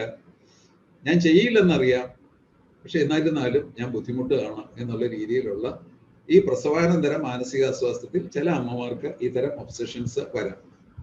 ഈ ഒബ്സഷൻ ഒരു പക്ഷേ പ്രസവാനന്തര വിഷാദത്തിന്റെ ലക്ഷണമായിട്ടും വരാം. അപ്പം ചുരുക്കി പറഞ്ഞാൽ ഈ അവസ്ഥകളിലെല്ലാം തന്നെ നമ്മളുടെ ജാഗ്രത വേണം. ഈ അമ്മമാരെ പരിചരിക്കുന്ന, അത് ഗർഭകാലത്തായാലും പ്രസവാനന്തരമായാലും പരിചരിക്കുന്ന കുടുംബത്തിനും ഒരു ജാഗ്രത വേണം. കാരണം അമ്മമാരുടെ മാനസികാരോഗ്യം എന്ന് പറയുന്നത് ഒരു ടോപ്പ് പ്രയോറിറ്റിയാണ്. ആ മുൻഗണനാക്രമം കൊടുത്താൽ മാത്രമേ അമ്മയുടെ മനസ്സിന്റെ സ്വാസ്ഥ്യവും നിലനിൽക്കുന്നു, ആ അമ്മ വളർത്തുന്ന ആ അമ്മയുടെ ഉള്ളിൽ ഉദരത്തിൽ വളരുന്ന കുഞ്ഞിന്റെ സ്വാസ്ഥ്യവും നന്നായി വരികയുള്ളൂ. ഇനി സ്വാഭാവികമായിട്ടും നിങ്ങൾ അടുത്ത ചോദ്യം എൻ്റെ അടുത്ത് ചോദിക്കും, ഇത് വന്നു കഴിഞ്ഞാൽ ചികിത്സയുണ്ടോ ഡോക്ടറെ? തീർച്ചയായിട്ടും ചികിത്സകളുണ്ട്. ചില സന്ദർഭങ്ങളിൽ മനഃശാസ്ത്രപരമായിട്ടുള്ള ചികിത്സകൾ മതിയാവാം. പക്ഷേ പ്രസവാനന്തര വിഷാദങ്ങളിൽ പലപ്പോഴും ഈ തലച്ചോറിലുള്ള ഹോർമോൺ, ഈ ശരീരത്തിലെ ഹോർമോൺ വ്യതിയാനങ്ങളിൽ നിന്ന് തലച്ചോറിൽ ഉണ്ടാകുന്ന ചില മാറ്റങ്ങൾ കൂടി ഉള്ളത് കൊണ്ട് ഇവർ പലരും ഔഷധങ്ങൾ കഴിക്കേണ്ടി വരും. പോസ്റ്റ്മോർട്ടം സൈക്കോസിസ്, അതായത് പ്രസവാനന്തര ഉന്മാദാവസ്ഥകളിൽ തീർച്ചയായിട്ടും ഔഷധങ്ങൾ വേണ്ടി വരാം, അതുപോലുള്ള ചികിത്സകളും വേണ്ടി വരാം. അപ്പൊ നിങ്ങൾക്ക് അമ്മമാർ എന്നുള്ള നിലയിൽ, അംഗൻവാടി വർക്കേഴ്സ് എന്നുള്ള നിലയിൽ നിങ്ങളുടെ കുസൃതി ചോദ്യം വരും, ഈ അമ്മ മുലയൂട്ടുകയല്ലേ, ഈ മുലയൂട്ടുന്ന അമ്മയ്ക്ക് മരുന്ന് കൊടുക്കാൻ പറ്റുമോ എന്നുള്ള കുസൃതി ചോദ്യം നിങ്ങളുടെ മനസ്സിൽ ഇപ്പോൾ മുട്ടിട്ടുണ്ടാവും. ചില ഔഷധങ്ങൾ ഉപയോഗിക്കാൻ പറ്റിയെന്ന് വരില്ല. ചില ഔഷധങ്ങൾ മുലയൂട്ടി കഴിഞ്ഞ് 2 മണിക്കൂറൊക്കെ സമയം ഗ്യാപ്പ് ഇട്ടിട്ട്, അതായത് ഈ മരുന്ന് കഴിക്കുമ്പോൾ ഉണ്ടാവുന്ന പീക്ക് പ്ലാസ്മ ലെവലിന്റെ ഘട്ടം കഴിഞ്ഞിട്ട് കൊടുക്കാവുന്നതുണ്ട്. മുലയൂട്ടുന്ന അമ്മമാർക്ക് സേഫ് ആയിട്ട് കൊടുക്കാം എന്നുള്ള തരത്തിലുള്ള വിഷാദ നിവാരണി മരുന്നുകളുമുണ്ട്. തീർച്ചയായിട്ടും ഈ മരുന്ന് കഴിച്ചാൽ പ്രശ്നമാകും എന്നുള്ള ചിന്തകൾ കൊണ്ട് പ്രസവാനന്തര വിഷാദമുള്ള ആളുകളെ മാനസികാരോഗ്യ പരിപാലനത്തിനോ ചികിത്സയ്ക്കോ കൊണ്ടുപോകാതിരിക്കരുത്. അതൊരു തെറ്റിദ്ധാരണയാണ്. പലപ്പോഴും ആ തരത്തിലുള്ള ഒരു അബദ്ധം കാണിച്ചു കഴിഞ്ഞാൽ ഒരുപക്ഷെ നിങ്ങൾക്ക് നഷ്ടമാകാൻ പോകുന്നത് ഒരുപക്ഷെ ഈ അമ്മയായിരിക്കാം, ഒരുപക്ഷെ ഈ അമ്മയുടെ കുഞ്ഞിനെ ആയിരിക്കാം, അതുമല്ലെങ്കിൽ ഈ കുഞ്ഞിന്റെ മനോവികാസത്തിന്റെ ആ ഒരു അവസ്ഥകളെ ആയിരിക്കാം. ഈ അമ്മയ്ക്ക് മാനസികാരോഗ്യ പ്രശ്നം ഉണ്ടായിക്കഴിഞ്ഞാൽ എന്താണ് ബുദ്ധിമുട്ടുകൾ എന്നുള്ളതാണ്. ഇതിൽ നിങ്ങൾ ഒരു പബ്ലിക് ഹെൽത്ത് കാര്യം നിങ്ങൾ അറിയേണ്ടതുണ്ട്. ഈ അമ്മയും കുഞ്ഞുമായിട്ട് പ്രോട്ടോ കോൺവെർസേഷൻ എന്ന് പറയുന്ന തലത്തിൽ ഒരു ആശയവിനിമയം നടക്കുന്നുണ്ട് എല്ലാ ഘട്ടങ്ങളിലും. അമ്മ കുഞ്ഞിനെ താലോലിക്കുമ്പോൾ, കൊഞ്ചിക്കുമ്പോൾ, ആ കുഞ്ഞ് കൈകാലിട്ട് കളിക്കുമ്പോൾ, അതിനെ സ്നേഹത്തോടെ നോക്കുമ്പോൾ, അയ്യോ കുട്ട ഒന്നോടെ കളിക്കടാ എന്നുള്ള രീതിയിലുള്ള ചില പുന്നാരങ്ങൾ പറയുമ്പോൾ അവർ തമ്മിൽ ഒരു ബന്ധമുണ്ടാകുന്നുണ്ട്. അവർ തമ്മിൽ മനുഷ്യബന്ധത്തിൻ്റെതായിട്ടുള്ള ഒരു നൂരഴ, അതിൻ്റെ അടിത്തറ പാകുന്നുണ്ട്. ഈ അടിത്തറയിലാണ് എല്ലാ കുഞ്ഞുങ്ങളും ഭാവിയിൽ വളരുമ്പോൾ മനുഷ്യബന്ധത്തിന്റെ പാഠങ്ങൾ പഠിക്കുന്നത്. ഈ പ്രോട്ടോ കോൺവെർസേഷൻ അമ്മമാരുടെ സെൻസിറ്റിവിറ്റിയെ, അല്ലെങ്കിൽ കുഞ്ഞിനോട് അമ്മമാർ ആർദ്രതയോടെ ഇടപെടുന്ന ആ ഒരു വൈഭവത്തിൽ വിള്ളൽ വീഴുമ്പോൾ ഈ പ്രോട്ടോ കോൺവെർസേഷൻ അല്ലെങ്കിൽ ഈ ആശയവിനിമയത്തിന് തകരാറുകൾ സംഭവിക്കുന്നുണ്ട്. പ്രസവാനന്തര വിഷാദം ഉണ്ടാകുന്ന അമ്മമാരുടെ കുട്ടികളുമായിട്ടുള്ള ആശയവിനിമയത്തിൽ ഈ തരത്തിലുള്ള പ്രശ്നങ്ങൾ വരാറുണ്ട്. ഞങ്ങൾക്കിപ്പോൾ അടുത്ത കാലത്തായിട്ട് പറയാൻ തുടങ്ങിയിട്ടുണ്ട്. ഈ അമ്മമാരെ മുലയൂട്ടും ഒക്കെ ചെയ്യുമ്പോൾ കൊച്ചു മുല കുടിക്കുകയല്ലേ എന്ന് പറഞ്ഞുകൊണ്ട് കയ്യിൽ ഈ മൊബൈൽ എടുത്തിട്ട് എന്നാ പിന്നെ കുറച്ച് നേരം ആരോടെങ്കിലും വർത്താനം പറയാം എന്ന് പറഞ്ഞിട്ട് ഈ മൊബൈൽ വെച്ചിട്ട് വർത്താനം പറയും, അല്ലെങ്കിൽ നേരെ വാട്സാപ്പിൽ വർത്തമാനം പറയും. ഇത് ചെയ്തുകൊണ്ടിരിക്കും. അതുമല്ലെങ്കിൽ കുഞ്ഞുമായിട്ട് പുന്നാരം ചെയ്യുമ്പോൾ അതിൻ്റെ ഇടയ്ക്കിടെ നമ്മൾ ഈ മൊബൈൽ വെട്ടിച്ച് ചെയ്യും. ഇപ്പൊ ധാരാളം പഠനങ്ങൾ വരുന്നുണ്ട്. ഈ രീതിയിൽ കുട്ടിയുമായിട്ട് സ്നേഹ പുന്നാരങ്ങൾ നടത്തുന്ന അല്ലെങ്കിൽ മുലയൂട്ടുന്ന സമയത്ത് ആ കുട്ടിക്ക് കൊടുക്കേണ്ട കരുതലും ശ്രദ്ധയിൽ നിന്നും മാറി അമ്മമാർ അല്ലെങ്കിൽ ആ കുട്ടിയെ പരിചരിക്കുന്ന ആളുകൾ മറ്റ് പ്രവർത്തികളിലേക്ക് മനസ്സ് വ്യതിചലിപ്പിക്കുമ്പോൾ ഇത് ഈ കുഞ്ഞ് മനസ്സിലാക്കുന്നുണ്ട്. നമ്മൾ വിചാരിക്കുന്ന 2 മാസം പ്രായമുള്ള ഒരു കുഞ്ഞ്, ഈ കുഞ്ഞിന് എന്ത് മനസ്സിലാവാനാണ്? അല്ല, ഈ കുഞ്ഞ് വളരെ സജീവമായിട്ട് ഇത് ശ്രദ്ധിക്കുന്നുണ്ട് എന്നുള്ളത്.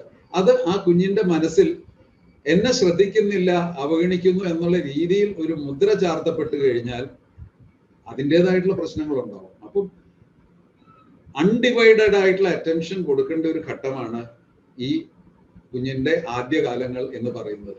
പ്രസവാനന്തര വിഷാദത്തിൽ പെടുന്ന അമ്മമാരെ സംബന്ധിച്ചിടത്തോളം പലപ്പോഴും ഇതിൽ വിള്ളൽ വീഴാറുണ്ട്. ആ രീതിയിലും പ്രസവാനന്തര വിഷാദങ്ങൾക്ക് വല്ലാത്ത തരത്തിലുള്ള പ്രധാനപ്പെട്ട രീതിയിലുള്ള ഇടപെടലുകൾ വളരെ ആവശ്യമാണ്. അപ്പോൾ ഇതൊന്ന് ചുരുക്കി പറഞ്ഞു കഴിഞ്ഞാൽ നമ്മൾ എല്ലാവരും ശ്രദ്ധിക്കേണ്ടത് ഗർഭകാലത്തും പ്രസവാനന്തരവും അമ്മമാർക്ക് മാനസിക അസ്വാസ്ഥ്യങ്ങൾ ഉണ്ടാവാം, വിഷാദം ഉണ്ടാവാം. ഗർഭധാരണം നടന്ന് കഴിഞ്ഞ് ഉള്ള 1000 ദിവസങ്ങളിൽ അമ്മമാർ അവർക്ക് പ്രത്യേക കരുതലും സ്നേഹവും ഒക്കെ വേണ്ടി വരും. എന്ന് വെച്ചുകൊണ്ട് ഈ 1000 ദിവസം കഴിഞ്ഞ് കഴിഞ്ഞാൽ പിന്നെ അവരെ തൊഴിക്കാമെന്നുള്ളതല്ല. അതുമല്ലെങ്കിൽ ഗർഭധാരണത്തിന് മുമ്പുള്ള കാലയളവിൽ എന്നാ സ്ത്രീധനം എന്താ കൊണ്ടുവരാത്തതെന്ന് പറഞ്ഞ് 2 തല്ലാം എന്നുള്ളതല്ല. എല്ലാ കാലത്തും സ്ത്രീയുടെ മാനസിക സ്വാസ്ഥ്യം നിലനിർത്തുക, അവരെ തുല്യതയോടെ കണക്കാക്കുക, അവർക്ക് ആദരവ് നൽകുക, അവരെ ഒരുപക്ഷെ ഈ സമൂഹത്തിന്റെ വളർച്ചയിൽ അല്ലെങ്കിൽ അനന്തര തലമുറയുടെ വളർച്ചയിലേക്ക് ഒരു കുഞ്ഞിനെ തരാനുള്ള പ്രക്രിയയിലേക്ക് പോകുന്ന അമ്മ എന്നുള്ള നിലയിലുള്ള സ്നേഹവും പരിഗണനയും ഒക്കെ എല്ലാ കാലത്തും കൊടുക്കേണ്ടതുണ്ട്. പക്ഷെ ഈ 1000 ദിവസങ്ങൾ എന്ന് പറയുന്നത് വളരെ പ്രധാനപ്പെട്ടിട്ടുള്ള ഒരു കാലയളവാണ്. ഈ കാലയളവിൽ ആ ഒരു ജാഗ്രത കാണിക്കുകയാണ് എങ്കിൽ അവരുടെ പോഷകാഹാരം മാത്രമല്ല, അവരുടെ മനസ്സിന് ഉണ്ടാകുന്ന അസ്വാസ്ഥ്യങ്ങളുടെ നേരിയ ബുദ്ധിമുട്ടുകൾ പോലും നമുക്ക് തിരിച്ചറിയാൻ പറ്റണം, സമൂഹത്തിന് തിരിച്ചറിയാൻ പറ്റണം, അവരുടെ ചുറ്റുമുള്ള പ്രിയപ്പെട്ട ആളുകൾക്ക് തിരിച്ചറിയാൻ പറ്റണം. ഈ സ്ത്രീ വിഷാദത്തിൽ കൂടി കടന്നു പോവുകയാണ്, ഈ സ്ത്രീ വിഷമത്തിൽ കൂടി കടന്നു പോവുകയാണ്. എൻ്റെ ഭാഗത്തുനിന്ന് അല്ലെങ്കിൽ ഈ കുടുംബത്തിന്റെ ഭാഗത്തുനിന്ന് എന്തെങ്കിലും തരത്തിലുള്ള ഒരു ബുദ്ധിമുട്ടുണ്ടായിട്ടാണോ ഈ അമ്മ വിഷാദവതിയാകുന്നത്, ഉത്കണ്ഠാകുലയാകുന്നത്, അതുമല്ലെങ്കിൽ വിഷമത്തിൽപ്പെടുന്നത്? ഈ തരത്തിലുള്ള ചോദ്യങ്ങൾ ഒരുപക്ഷെ സമൂഹം ഈ കാലഘട്ടങ്ങളിൽ ചോദിക്കേണ്ടതുണ്ട്. മാറ്റങ്ങൾ ഉണ്ടായി കഴിഞ്ഞാൽ തിരിച്ചറിയേണ്ടതുണ്ട്. ഈ ടോക്ക് അവസാനിപ്പിക്കുന്നതിന് മുമ്പ് ഈ അമ്മമാരും കുട്ടികളും തമ്മിലുള്ള, അല്ലെങ്കിൽ അമ്മമാരുടെ സ്നേഹം എന്ന് പറയുന്നത് എത്ര കണ്ട് വിലപ്പെട്ടതാണ് എന്ന് നിങ്ങളെ ബോധ്യപ്പെടുത്താനായിട്ട് എൻ്റെ അനുഭവത്തിൽ ഉണ്ടായിട്ടുള്ള ഒരു സംഭവം കൂടി ഞാൻ പറയാം. ഞാനിത് ബാംഗ്ലൂർ നിമ്മാൻസിൽ എൻ്റെ പോസ്റ്റ് ഗ്രാജുവേഷൻ ചെയ്യുന്ന കാലത്ത് ചൈൽഡ് സൈക്യാട്രി പോസ്റ്റിംഗ് സമയത്ത് കഷ്ടി 1 വയസ്സ് പ്രായമായിട്ടുള്ള ഒരു കുഞ്ഞിനെയും കൊണ്ട് അതിൻ്റെ ദത്തെടുത്ത മാതാപിതാക്കൾ എത്തി. ഈ കുഞ്ഞിനെ ദത്തെടുത്തിട്ട് 1 മാസമായി. ഈ കുഞ്ഞിനെ ദത്തെടുക്കുന്ന സ്ഥാപനത്തിൽ അവർ പോയി കാണുമ്പോൾ നല്ല പ്രസരിപ്പുള്ള, നല്ല കളിയും ചിരിയുമുള്ള ഒരു കുഞ്ഞായിരുന്നു. അത് കണ്ടിട്ടാണ് ഇവര് ഈ കുഞ്ഞിനെ ദത്തെടുത്തത്.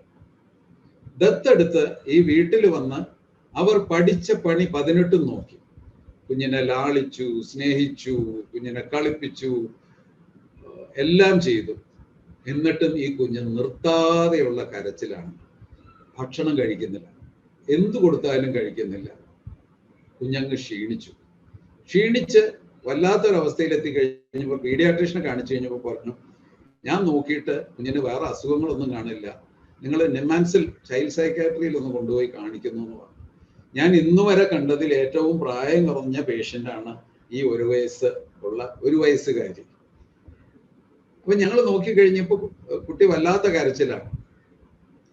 ഈ തരത്തിലുള്ള ഒരു മാനസികാവസ്ഥ 1 വയസ്സ് തീരെ ചെറിയ കുഞ്ഞുങ്ങളിൽ കണ്ടിട്ടുണ്ട്. അനാക്ലിറ്റിക് ഡിപ്രഷൻ എന്ന് പറയും. കുട്ടി ഭക്ഷണം കഴിക്കില്ല, ഭയങ്കര കരച്ചിലാണ്.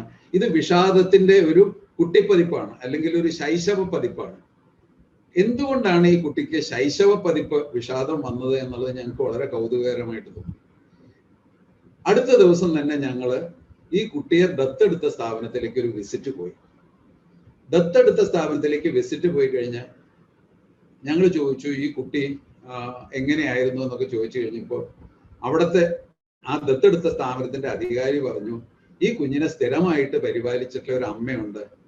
ആ അമ്മ കഴിഞ്ഞ 1 മാസമായിട്ട് ഭക്ഷണം കഴിക്കുന്നില്ല, യാതൊരു പ്രസരിപ്പുമില്ല, വേറൊരു കുഞ്ഞിനെ നോക്കുന്നുമില്ല. അവർക്ക് വിഷാദം വന്നിട്ട് ഞങ്ങൾ തൊട്ടടുത്തൊരു ഡോക്ടറെ കാണിച്ച് മരുന്ന് കൊടുക്കുക എന്ന് പറഞ്ഞു. അപ്പൊ ഞങ്ങൾ ഈ അമ്മേനെ, ഈ കെയർ ടേക്കർ അമ്മേനെ വിളിച്ചു കഴിഞ്ഞപ്പം അവര് തീവ്ര വിഷാദത്തിലാണ്. കാരണം ഈ 11 മാസത്തിനുള്ളിൽ അവിടെ ഒരു അൺവെഡ് ആയിട്ടുള്ള അമ്മ, അവിവാഹിതയായിട്ടുള്ള അമ്മ പ്രസവിച്ച് ഉപേക്ഷിച്ചിട്ട് പോയിട്ടുള്ള കുട്ടിയാണ്. ഈ 11 മാസത്തെ കാലയളവിൽ ഈ അമ്മ, ഞാൻ ഈ നേരത്തെ പറഞ്ഞിട്ടുള്ള പ്രോട്ടോ കോൺവെർസേഷനും ആശയവിനിമയവും ഒക്കെ വെച്ചിട്ട് ഈ കുട്ടിയുമായിട്ട് വല്ലാത്ത ഗാഠമായിട്ടുള്ള ഒരു മാതൃ ശിശു ബന്ധം ഉണ്ടാക്കിയിട്ടുണ്ടായിരുന്നു. കുട്ടിയെ സംബന്ധിച്ചിടത്തോളം ആ മാതൃ ശിശു ബന്ധത്തിന്റെ കണ്ണി വിട്ടുപോയതിന്റെ സങ്കടമായിരുന്നു ഈ കരച്ചിൽ. ദത്തെടുത്തു കഴിഞ്ഞപ്പോൾ കാണിച്ച കരച്ചിൽ. ഈ കുട്ടി വേർപെട്ടു പോയതിന്റെ സങ്കടമായിരുന്നു ഈ അമ്മയ്ക്ക്. അപ്പൊ അമ്മ തന്നെ വേണമെന്നില്ല. മാതൃ നിർവിശേഷമായിട്ടുള്ള സ്നേഹം എന്ന് പറയുന്നത് ആര് കൊടുത്താലും പലപ്പോഴും അത് പ്രയോജനപ്പെടാം. ഇനി അവസാനത്തെ ഒരു കുസൃതി ചോദ്യം നിങ്ങളുടെ മനസ്സിലുണ്ടാവും.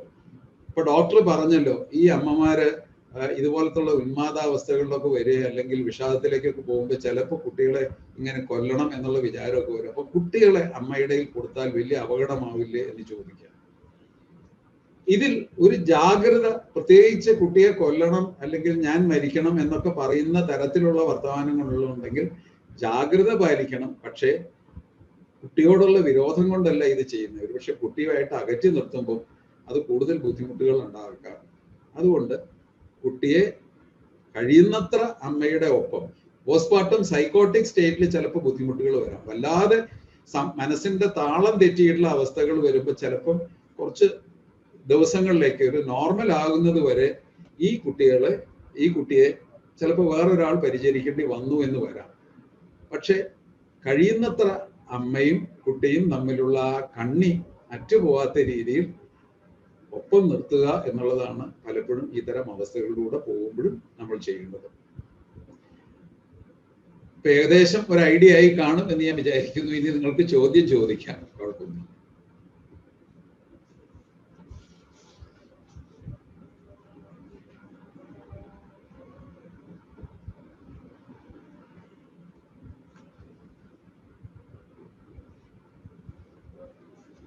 Hello,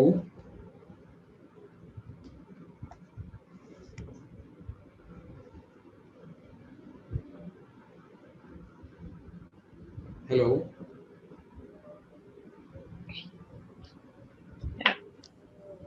hello.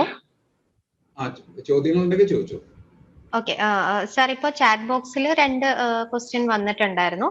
അതിൽ ഒരെണ്ണം 9th ക്വസ്റ്റ്യൻ ഒന്ന് റിപ്പീറ്റ് ചെയ്യാമോ എന്നായിരുന്നു. 9th question. ഓക്കെ, ഇത് നിങ്ങളുടെ അറിവിലേക്ക് ഞാൻ ഒന്നോടെ 9 വായിക്കാം, കാരണം ഈ ബഹളങ്ങൾ ഒഴിഞ്ഞ സ്ഥിതിക്ക്. ഒന്നാമത്തെ ചോദ്യം, ഒന്നിലും താല്പര്യമോ സന്തോഷമില്ലാത്ത അവസ്ഥയോ പോയ 2 ആഴ്ചകളിൽ ഉണ്ടായിട്ടുണ്ടോ? കുട്ടിയുടെ കാര്യത്തിൽ താല്പര്യമില്ല, കുട്ടിയെ നോക്കണമെന്നുള്ള താല്പര്യമില്ല.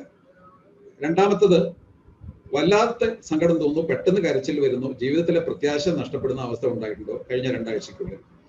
മൂന്നാമത്തത്, ഉറങ്ങാൻ ബുദ്ധിമുട്ടോ, ഉറങ്ങിക്കിടന്നാൽ പെട്ടെന്ന് എഴുന്നേൽക്കുകയോ അമിതമായിട്ടുള്ള ഉറക്കമോ പോയ 2 ആഴ്ചയായി അനുഭവപ്പെടുന്നുണ്ടോ? പ്രത്യേകിച്ച് കാരണമൊന്നുമില്ലാതെ വല്ലാതെ ക്ഷീണം തോന്നുന്നു, ഒന്നിനും ഒരു ഊർജമില്ലാത്ത ഒരു അവസ്ഥ തോന്നുകയും ചെയ്യുന്നു, അതും പോയ 2 ആഴ്ചക്കുള്ളിൽ. 5, വിശപ്പ് നഷ്ടപ്പെടുന്നു, ചില സന്ദർഭങ്ങളിൽ അമിതമായിട്ടുള്ള ഭക്ഷണം കഴിക്കാനുള്ള താല്പര്യം തോന്നുന്നു, ഇതെല്ലാം പോയ 2 ആഴ്ചക്കുള്ളിൽ. പലപ്പോഴും തീവ്രമായിട്ടുള്ള വിഷാദാവസ്ഥകളിൽ ഈ വിശപ്പില്ലായ്മ വന്നിട്ട് 5 കിലോയും 10 കിലോയും ഒക്കെ ഒരു മാസത്തിനുള്ളിൽ നഷ്ടപ്പെടുന്ന അവസ്ഥകൾ പോലും നമ്മൾ കാണാറുണ്ട്. 6, ഞാനൊരു പരാജയമാണെന്ന് തോന്നുകയോ മറ്റുള്ളവർക്കൊരു ഭാരമായി എന്ന് തോന്നുകയോ ചെയ്യുന്നുണ്ടോ പോയ 2 ആഴ്ചയിൽ? 7, ഒന്നിലും ഒരു ശ്രദ്ധ കേന്ദ്രീകരിക്കാൻ പറ്റാത്ത ഒരവസ്ഥയിലൂടെയാണ് ഞാൻ പോയ 2 ആഴ്ചയായി കടന്നു പോകുന്നത്. 8,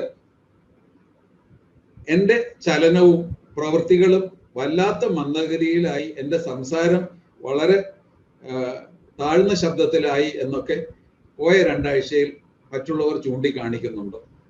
9ാമത്തെ ചോദ്യം, ഞാനൊന്ന് മരിച്ചെങ്കിലോ, അല്ലെങ്കിൽ ഞാൻ സ്വയം മരിച്ചാലോ, കുഞ്ഞിനെ ഉപദ്രവിച്ചാലോ, എന്നെ ഉപദ്രവിച്ചാലോ എന്നുള്ള ചില ചിന്തകൾ എൻ്റെ മനസ്സിലേക്ക് ആവർത്തിച്ചു വരുന്നുണ്ടോ പോയ 2 ആഴ്ചക്കുള്ളിൽ?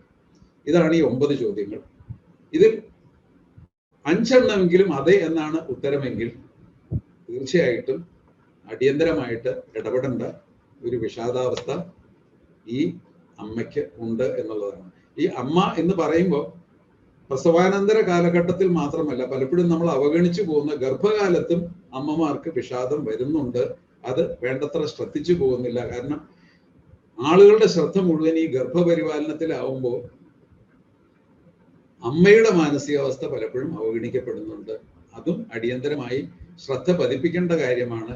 കാരണം അമ്മയുടെ മനസ്സിന്റെ സ്വാസ്ഥ്യം, ഗർഭകാലത്തെ സ്വാസ്ഥ്യം എന്ന് പറയുന്നത് കുട്ടിയുടെ രൂപീകരണത്തിനും ഭാവിയിലുള്ള മാനസിക സ്വസ്ഥതയ്ക്കും മാനസിക ആരോഗ്യത്തിനും അത്യന്താപേക്ഷിതമായിട്ടുള്ള ഒരു ഘടകമാണ് എന്നുള്ളത് കൊണ്ട് തന്നെ ഒരമ്മയും വിഷാദത്തിലാകാൻ പാടില്ല. ഗർഭകാലത്ത് ഒരമ്മയും മനസ്സ് അസ്വസ്ഥമാകാൻ പാടില്ല, ഒരമ്മയുടെയും മനസ്സ് അസ്വസ്ഥമാകാൻ പാടില്ല.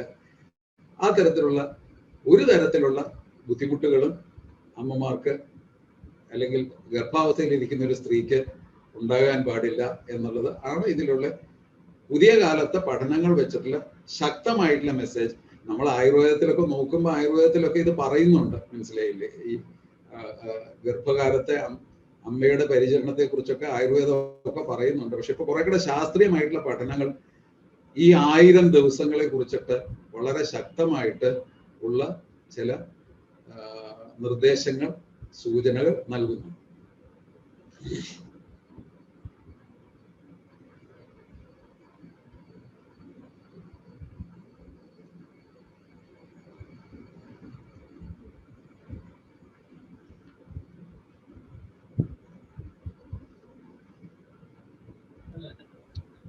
സർ, അടുത്തൊരു ക്വസ്റ്റ്യൻ, നമ്മളൊരു ഫസ്റ്റ് എയ്ഡ് 3 എല്ലിനെ കുറിച്ച് പറഞ്ഞിരുന്നു. അതിന്റെ തേർഡ് എൽ ഒന്ന് റിപ്പീറ്റ് ചെയ്യാവോ എന്ന് ചോദിച്ചിട്ടുണ്ട്. ഞാൻ മൂന്നാമത്തെ എല്ല് ഞാൻ വിട്ടുപോയി. Look, listen. മൂന്നാമത്തത് ലിങ്കാണ്, കണ്ണി ചേരുക. അതായത് നിങ്ങൾ കേൾക്കുന്നു, നിങ്ങൾ മാനസികമായിട്ടുള്ള പിന്തുണ കൊടുക്കുന്നു, പക്ഷെ ഇതുകൊണ്ട് തീരാത്ത ചില പ്രശ്നങ്ങളുണ്ട്. ആ തരം പ്രശ്നങ്ങളിൽ ഒരുപക്ഷെ അനുയോജ്യമായിട്ടുള്ള സംവിധാനങ്ങളുമായിട്ട് നിങ്ങൾ കണ്ണി ചേരേണ്ടി വരും. ലുക്ക്, ലിസൺ, ലിങ്ക് എന്ന് പറയും. എന്താണ് ആ സംവിധാനങ്ങൾ? ഇപ്പൊ ഒരു വിഷാദ രോഗാവസ്ഥ ഉണ്ട് എങ്കിൽ തീർച്ചയായിട്ടും ഒരു മാനസികാരോഗ്യ സംവിധാനങ്ങളുമായിട്ട് കണ്ണി ചേർത്ത് കൊടുക്കുക എന്നുള്ളതാണ് ആ ലിങ്ക് വരുന്നത്. മറ്റൊരു സാഹചര്യം എടുക്കുക. നിരന്തരമായിട്ടുള്ള, ഇപ്പോൾ ഗർഭകാലത്തെ ഒരു സ്ത്രീ നിരന്തരമായിട്ടുള്ള ശാരീരിക പീഡനം അല്ലെങ്കിൽ ഗാർഹിക പീഡനത്തിന് ഇരയായിക്കൊണ്ടിരിക്കുകയാണ്. അതിൽ നിന്നാണ് ഈ വിഷാദാവസ്ഥ വരുന്നത് എങ്കിൽ അതും പരിഹരിക്കേണ്ടത് അത്യാവശ്യമാണ്. ആ ഗാർഹികമായിട്ടുള്ള പീഡന അവസ്ഥകൾ ഇല്ലാതാക്കുവാൻ വേണ്ടിയിട്ടുള്ള അവരെ സഹായിക്കുന്ന മറ്റ് സാമൂഹിക സംവിധാനങ്ങളുമായിട്ട് കണ്ണി ചേർത്ത് കൊടുക്കുക എന്നുള്ളതാണ്. അപ്പോൾ അവർ കടന്നു പോകുന്ന മാനസിക ബുദ്ധിമുട്ടുകൾ ഏത് തരം സാമൂഹിക അവസ്ഥകളിൽ നിന്നാണോ വരുന്നത്, ആ സാമൂഹിക അവസ്ഥകളെ പരിഹരിക്കാനുള്ള സംവിധാനങ്ങളുമായിട്ട് കണ്ണി ചേർന്ന് കൊടുക്കലും. ഇതിൽ ചിലപ്പോൾ അംഗൻവാടി പ്രവർത്തകരായിട്ട് പ്രവർത്തിക്കുന്ന നിങ്ങൾക്ക് അത് ചെയ്യേണ്ടി വന്നു എന്ന് വരാം. പക്ഷെ ഈ ഒരു പ്രസന്റേഷന്റെ ഒരു ഭാഗമായിട്ട് ഞാൻ പ്രധാനമായിട്ട് അടിവരയിട്ട് പറയുന്നത് മാനസികാരോഗ്യ സംവിധാനങ്ങളുമായിട്ട് കണ്ണി ചേർക്കേണ്ടി വരും. ഇതിൽ മരുന്നുകൊണ്ടുള്ള ചികിത്സകളുണ്ട്, മനഃശാസ്ത്രപരമായിട്ടുള്ള ചികിത്സകളുണ്ട്. ഏതാണ് ഒരു വ്യക്തിക്ക്, ഏതാണ് ഒരു അമ്മയ്ക്ക് അനുയോജ്യം, ഏതാണ് ഒരു സ്ത്രീക്ക് വേണ്ടത് എന്ന് നിശ്ചയിക്കേണ്ടത് ആ തരത്തിലുള്ള ഒരു വിദഗ്ധരാണ്. അതുപോലുള്ള സംവിധാനങ്ങളുമായിട്ട് കണ്ണി ചേർന്ന് കൊടുക്കണം. ഇത് വരുമ്പം നമ്മുടെ ജില്ലാ മാനസികാരോഗ്യ പദ്ധതികൾ മിക്കവാറും എല്ലാ ജില്ലയിലും ചില പ്രൈമറി ഹെൽത്ത് സെന്ററുകളിലെങ്കിലും മാസത്തിലൊരിക്കൽ അവരുടെ വിസിറ്റുകളുണ്ട്. ഒരു മാനസികാരോഗ്യ വിദഗ്ധനും ഒരു ക്ലിനിക്കൽ സൈക്കോളജിസ്റ്റും ഒക്കെ ആയിട്ടുള്ള വിസിറ്റുകൾ മാസത്തിലൊരിക്കലെങ്കിലും ഉണ്ടാകുന്നുണ്ട്. അപ്പം പ്രൈമറി ഹെൽത്ത് സെന്ററുകളുമായിട്ട്, അത്തരം പ്രൈമറി ഹെൽത്ത് സെന്ററുകളുമായി ബന്ധപ്പെട്ട് കഴിഞ്ഞാലും ഈ തരത്തിലുള്ള സഹായങ്ങൾ ഈ തരത്തിൽ നോവുന്ന അമ്മ മനസ്സുകൾക്ക് വേണ്ടിയിട്ട് കിട്ടും എന്നുള്ളതാണ്. അപ്പം എവിടെ പോകണം എന്നുള്ള ചോദ്യത്തിന്റെ ഉത്തരം കൂടെ, ആരുമായിട്ട് ലിങ്ക് ചെയ്യണം എന്നുള്ളതിന്റെ ഉത്തരവുണ്ട്.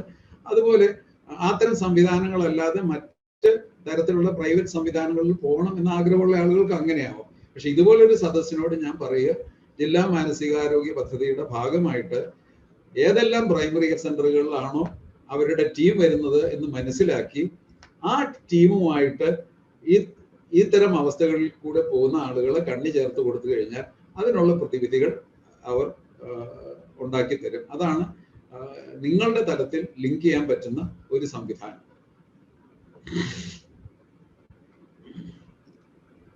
സർ, അടുത്ത ക്വസ്റ്റ്യനിലോട്ട് പോയിക്കോട്ടെ. ആയിക്കോട്ടെ. ഓക്കെ. ഒരു കാര്യം ഓഡിയൻസിനോട്, നിങ്ങൾക്ക് ഡയറക്റ്റ് ആയിട്ട് ചോദിക്കണമെങ്കിൽ ഇപ്പൊ ചോദിക്കാം സാറിന്റെ അടുത്ത്. ഇനി അതുമല്ല, നിങ്ങൾക്കൊരു ചാൻസിന് വേണമെങ്കിൽ ആ കൈ ഒന്ന് പൊക്കുന്ന ഇതൊന്ന് കാണിച്ചാൽ മതി, ഹാൻഡ് ഒന്ന് റൈസ് ചെയ്താൽ മതി. ഇപ്പൊ ഞാൻ ചാറ്റ് ബോക്സിൽ വന്ന് അടുത്തൊരു ക്വസ്റ്റ്യൻ വായിക്കാം. ക്വസ്റ്റ്യൻ ഇതാണ്: പ്രഗ്നന്റ് ആകുന്നതിന് മുമ്പ് തന്നെ എന്തെങ്കിലും തരത്തിലുള്ള മാനസിക പ്രശ്നങ്ങൾ അനുഭവിക്കുന്ന അമ്മമാർക്ക് പ്രഗ്നൻസി പീരീഡിലും തുടർന്നും വേണ്ട കരുതലുകൾ എന്തൊക്കെയാണ്? നല്ല ചോദ്യമാണ്. ഇതില് ഒരു തത്വമുണ്ട്. ഒരു പഠനത്തിൽ ഞാൻ വായിച്ചു, നമ്മുടെ പ്രഗ്നൻസികളുടെ റേറ്റ്സ് എടുത്തു കഴിഞ്ഞാൽ അതിലൊരു 70% പ്രഗ്നൻസികളും ആക്സിഡന്റലാണ്. എന്ന് വെച്ച് കഴിഞ്ഞാൽ അവർ പ്രത്യേകിച്ച് പ്ലാൻ ചെയ്യാതെ പെട്ടെന്ന് തന്നെ സംഭവിച്ചു പോവുക. എനിക്ക് തോന്നുന്നത് നമ്മുടെ ഒരു സംസ്കാരത്തിൽ കുറച്ചുകൂടെ നമ്മുടെ ഗർഭധാരണം കുറെ കൂടെ ആസൂത്രിതമാകുക എന്നുള്ളത് വളരെ പ്രധാനമാണ്. നമ്മൾ ദമ്പതികൾ ഒരു കുട്ടിയെ അവരുടെ ജീവിതത്തിലേക്ക് കൊണ്ടുവരാനുള്ള മാനസിക പക്വതയും സാമ്പത്തിക അടിത്തറയും ഒക്കെ ഉണ്ടോ എന്നുള്ളത് വെച്ചിട്ട് ഒരു പക്ഷേ ഗർഭധാരണത്തിന് മുമ്പേ, ഒരു കുഞ്ഞുണ്ടാവുന്നതിന് മുമ്പേ തന്നെ അച്ഛനും അമ്മയും, പലപ്പോഴും അത് അമ്മമാരുടെ ജോലിയായിട്ടാണ് വെക്കുന്നത്, അച്ഛനും അമ്മയും ഇതിനായിട്ട് മാനസികമായിട്ട് ഒരുങ്ങുകയും ഈ കുട്ടിയെ പരിചരിക്കുന്ന കാര്യത്തിൽ എല്ലാ കാര്യങ്ങളിലും ഒരു ഡിവിഷൻ ഉണ്ടാക്കുകയും വേണ്ടി വരും. ഡിവിഷൻ എന്ന് വെച്ച് കഴിഞ്ഞാൽ ഡിവിഷൻ അല്ല, ഒരു പങ്കാളിത്തം ഉറപ്പാക്കുകയും വേണ്ടി വരും. ഇപ്പൊ സാധാരണഗതിയിൽ പുരുഷന്മാർ ചെയ്യുന്നത് അമ്മ പ്രസവിക്കും, ഭാര്യ പ്രസവിക്കും, കുഞ്ഞിന്റെ തുണി മാറ്റൽ, എല്ലാ പരിപാടികളും അമ്മമാര് ചെയ്യും, ഇതൊന്നും പുരുഷന്മാരുടെ ജോലിയല്ല എന്നുള്ള രീതിയിൽ മാറി നിൽക്കുന്ന ഒരവസ്ഥ വരുന്നുണ്ട്.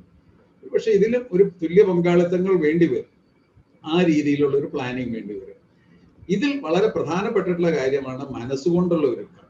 മനസ്സിലാക്കുക, ഇതില് അതിനു മുമ്പേ മാനസികമായിട്ടുള്ള ബുദ്ധിമുട്ടുകൾ ഉണ്ടായിട്ടുള്ള ആളുകളാണ് എങ്കിൽ ഇതിൽ ഒന്നാമത്തെ ചോദ്യം, ഈ ഗർഭധാരണ കാലഘട്ടത്ത് ആ മാനസിക അസ്വാസ്ഥ്യം മൂർച്ഛിക്കാനുള്ള സാധ്യതകൾ ഉണ്ടോ എന്നുള്ളത് ഒരു പക്ഷേ അതിനു മുമ്പുള്ള കാലയളവിൽ അതിന് സഹായം നൽകിയിട്ടുള്ള വിദഗ്ധന്റെ അടുത്ത് തന്നെ ചോദിക്കേണ്ടതുണ്ട്. ചില ആളുകൾ ഔഷധങ്ങൾ കഴിക്കുന്ന സ്ത്രീകൾ, മാനസികമായിട്ടുള്ള അസ്വാസ്ഥ്യങ്ങൾക്കുള്ള ഔഷധങ്ങൾ കഴിക്കുന്ന ആളുകൾ ഗർഭിണികളാകുന്ന ഘട്ടങ്ങൾ വരുന്നുണ്ട്. ഇത് പലപ്പോഴും ഞങ്ങൾക്കും ഒരു വെല്ലുവിളിയാണ്. അപൂർവം ചില മരുന്നുകൾ ഗർഭധാരണത്തിന്റെ ആദ്യത്തെ 3 മാസം, ഫസ്റ്റ് ട്രൈമസ്റ്റർ എന്ന് പറയും, ഈ ആദ്യ 3 മാസങ്ങളിൽ ഒഴിവാക്കേണ്ട ചില മരുന്നുകളുണ്ട്. അതിന്റെ പട്ടിക വിദഗ്ധർക്കറിയാം. അത് ഒഴിവാക്കേണ്ടി വരും. ഒരു പക്ഷേ അത്രയും ബുദ്ധിമുട്ടുകൾ ഗർഭധാരണ കാലത്ത് കുട്ടിയുടെ വളർച്ചയ്ക്കോ അല്ലെങ്കിൽ ഓർഗൻ ഡെവലപ്മെന്റിനോ തകരാറ് സൃഷ്ടിക്കാത്തത് എന്ന് തെളിയിക്കപ്പെട്ടിട്ടുള്ള മരുന്നുകളിലേക്ക് ചിലപ്പോൾ മാറ്റേണ്ടി വന്നു എന്ന് വരാം. ചില സന്ദർഭങ്ങളിൽ ആദ്യത്തെ 3 മാസങ്ങളിൽ ഒരല്പം റിസ്ക് എടുത്തിട്ട് ആ 3 മാസത്തെ മരുന്നുകൾ ചിലപ്പോൾ നിർത്താറുമുണ്ട് ചില സന്ദർഭങ്ങളിൽ.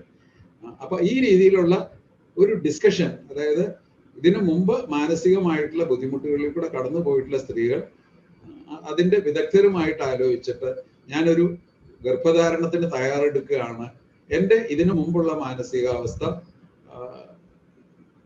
വിലയിരുത്തി ഞാൻ ഗർഭധാരണ കാലഘട്ടത്തിൽ എന്തൊക്കെ ശ്രദ്ധിക്കണം എന്നുള്ളതിനെ കുറിച്ചൊക്കെ ഒരു അന്വേഷണം നടത്തുന്നത് ആരോഗ്യകരമായിട്ടുള്ള ഒരു രീതിയായിരിക്കാം. പല ആളുകളും അത് ചെയ്യാറില്ല എന്നുള്ളതാണ് സത്യം.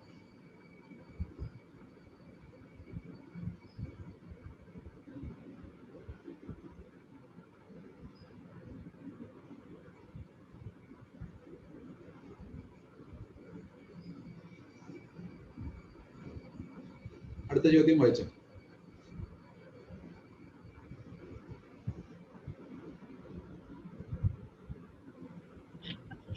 ഇത് പൂർണ്ണമായിട്ടും ക്യൂറബിൾ ആണോ എന്നാണ് ചോദിച്ചിരിക്കുന്നത്. പ്രസവാനന്തര വിഷാദങ്ങൾ ഭൂരിപക്ഷവും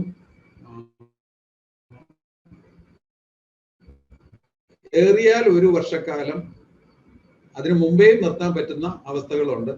ഔഷധം നിർത്താൻ സാധ്യതയുള്ള അവസ്ഥകളാണ്. എന്നാൽ അതിനു മുമ്പ് ഉള്ള, കേൾക്കാമല്ലോ, അതിനു മുമ്പുള്ള അവസ്ഥയിൽ തീവ്രമായിട്ടുള്ള മാനസികാസ്വാസ്ഥ്യങ്ങളും അതുപോലുള്ള ചരിത്രവുമുള്ള ആളുകളെ സംബന്ധിച്ചിടത്തോളം അതിന്റെ ഒരു പ്രകടനമായിട്ട് തന്നെ പ്രസവാനന്തര കാലഘട്ടത്തിൽ വന്നിട്ടുള്ള അസുഖമാണെങ്കിൽ ആ അസുഖത്തിന് എത്ര കാലം മരുന്ന് കഴിക്കണം എന്നുള്ളതിനനുസരിച്ചിട്ടാണ് അത് നിശ്ചയിക്കപ്പെടുക. മുൻകാല ചരിത്രം ഇല്ലാത്ത ആളുകളൊക്കെ ആണെങ്കിൽ ഏറിയാൽ 1 വർഷം, പലപ്പോഴും 6 മാസം ഒക്കെ കഴിയുമ്പോൾ ഔഷധങ്ങൾ നിർത്താറുണ്ട്, മാറാറുണ്ട്. ഈ തരം ആളുകളോട് അടുത്ത ഗർഭധാരണ കാലഘട്ടത്തിൽ കുറച്ചുകൂടെ ജാഗ്രത പാലിക്കണം എന്ന് പറയാറുണ്ട്. ചിലർക്കെങ്കിലും അത് ആവർത്തിക്കാറുണ്ട്, പക്ഷെ ഭൂരിപക്ഷം സന്ദർഭങ്ങളിലും അത് ആവർത്തിക്കാറില്ല.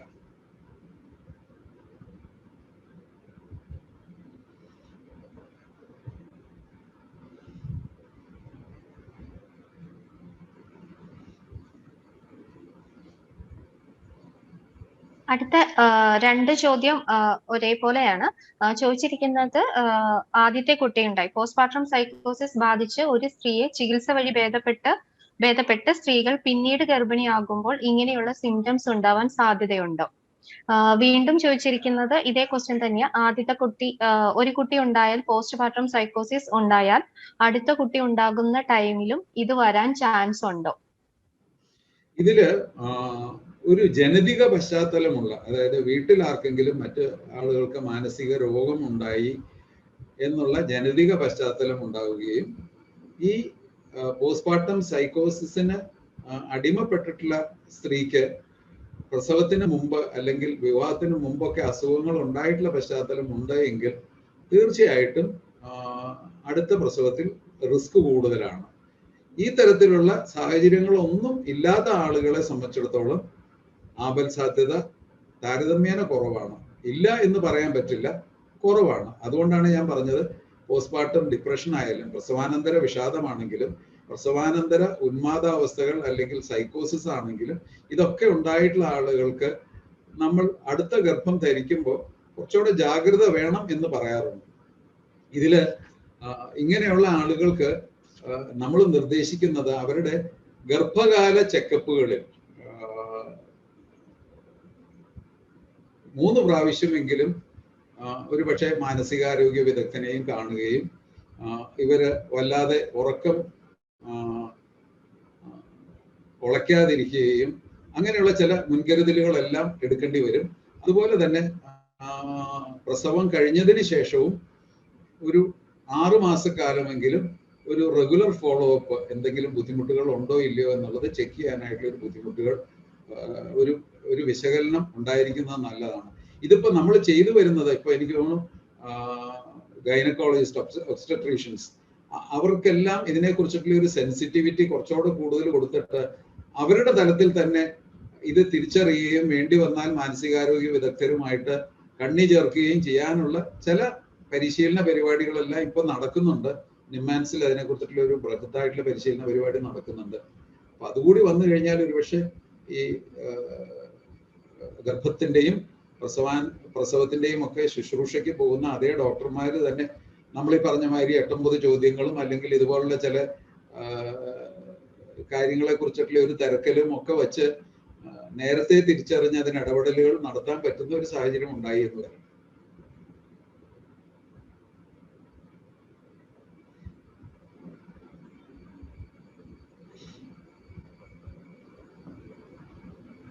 സാറ് നേരത്തെ പറഞ്ഞ എക്സാമ്പിൾ വെച്ചിട്ട് ചോദിച്ചിരിക്കുന്നതാന്ന് തോന്നുന്നു. എന്നിട്ട് ആ കുട്ടിയെ അതിന്റെ ആദ്യത്തെ അമ്മയ്ക്ക് കൊടുത്തോ? ഇതില് ദത്തെടുക്കലിന്റെ നൂലാമാലകൾ അതിലുണ്ട്. ഇതില് പരമാവധി നമുക്ക് ആദ്യത്തെ അമ്മയല്ല, അത് ഫോസ്റ്റർ മദർ ആണ്. അത് ബയോളജിക്കൽ മദർ അല്ലായിരുന്നു. ഈ ദത്തെടുക്കുന്ന കേന്ദ്രത്തിലെ ബയോളജിക്കൽ മദർ അല്ലായിരുന്നു. ആ കാലയളവിൽ ആ കുട്ടിയെ പരിചരിച്ചിട്ടുള്ള അമ്മയാണ്. അപ്പൊ അത് ഇതില് ആ മാതാപിതാക്കൾക്ക് ബെറ്റർ പേരന്റിങ് അല്ലെങ്കിൽ സെൻസിറ്റീവ് പേരന്റിങ്ങിനെ കുറിച്ചിട്ടുള്ള ചില കാര്യങ്ങളെല്ലാം പറഞ്ഞു കൊടുത്ത് ആ പ്രശ്നം പരിഹരിക്കുകയാണ് ഉണ്ടായത്. അതായത് ദത്തെടുത്ത മാതാപിതാക്കൾ വളരെ സ്നേഹമുള്ള ആളുകളാണ്. അവരുടെ സോഷ്യൽ വർക്ക് വിസിറ്റിലും എല്ലാം അവർ വളരെ അനുയോജ്യരാണ് കുഞ്ഞിനെ നോക്കാൻ എന്നുള്ളതെല്ലാം തെളിഞ്ഞിട്ടാണ് അവർക്ക് ഈ കുഞ്ഞിനെ ദത്ത് കൊടുത്തത്. അതുകൊണ്ട് അവരെ ട്രെയിൻ ചെയ്തെടുക്കുക. സെൻസിറ്റീവ് മദറിങ് എന്ന് പറയുന്നത് ഒരുപാട് ട്രെയിനിങ് വേണ്ടിയിട്ടുള്ള കാര്യമാണ്. ഇപ്പൊ നമ്മളെല്ലാം ഈ പേരന്റിങ് എന്ന് പറയുന്ന ഒരു സംഭവം നമ്മൾ ഒട്ടും ശ്രദ്ധിക്കാത്തൊരു കാര്യമാണ്. ഈ പേരന്റിങ് എന്ന് പറയുന്നത് ഗർഭധാരണത്തിന് മുമ്പേ തന്നെ നമ്മൾ പേരൻസ് ആവാൻ മനസ്സൊരുങ്ങേണ്ടതുണ്ട്. നല്ല പേരൻസ് ആവാൻ, നല്ല മാതാപിതാക്കളാവാൻ മനസ്സൊരുങ്ങേണ്ടതുണ്ട്.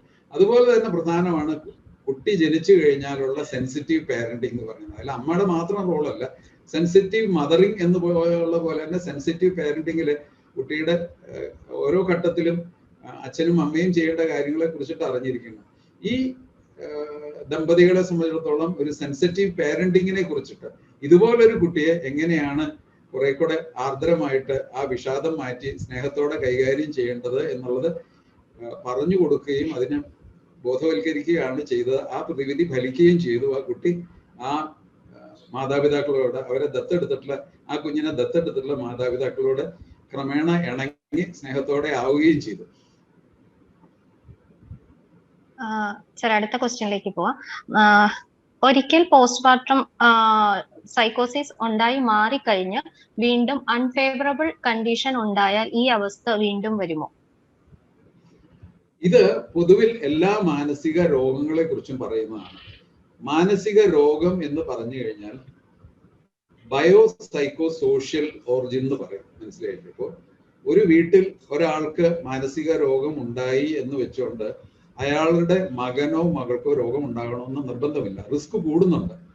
പക്ഷെ പലപ്പോഴും ഈ രോഗം പുറമേക്ക് പ്രകടമാകുന്നത് പ്രതികൂലമായിട്ടുള്ള ചില ജീവിതാനുഭവങ്ങൾ, ചില ജീവിത സാഹചര്യങ്ങൾ, ചില സാമൂഹിക പ്രതിസന്ധികൾ, ഇവയെല്ലാം ഒത്തുചേരുമ്പോഴാണ് പലപ്പോഴും ഈ ജീനിന്റെ എക്സ്പ്രഷൻ ഉണ്ടാവുക, ഈ രോഗം ഉണ്ടാകാനുള്ള ജീനിന്റെ എക്സ്പ്രഷൻ ഉണ്ടാവുക.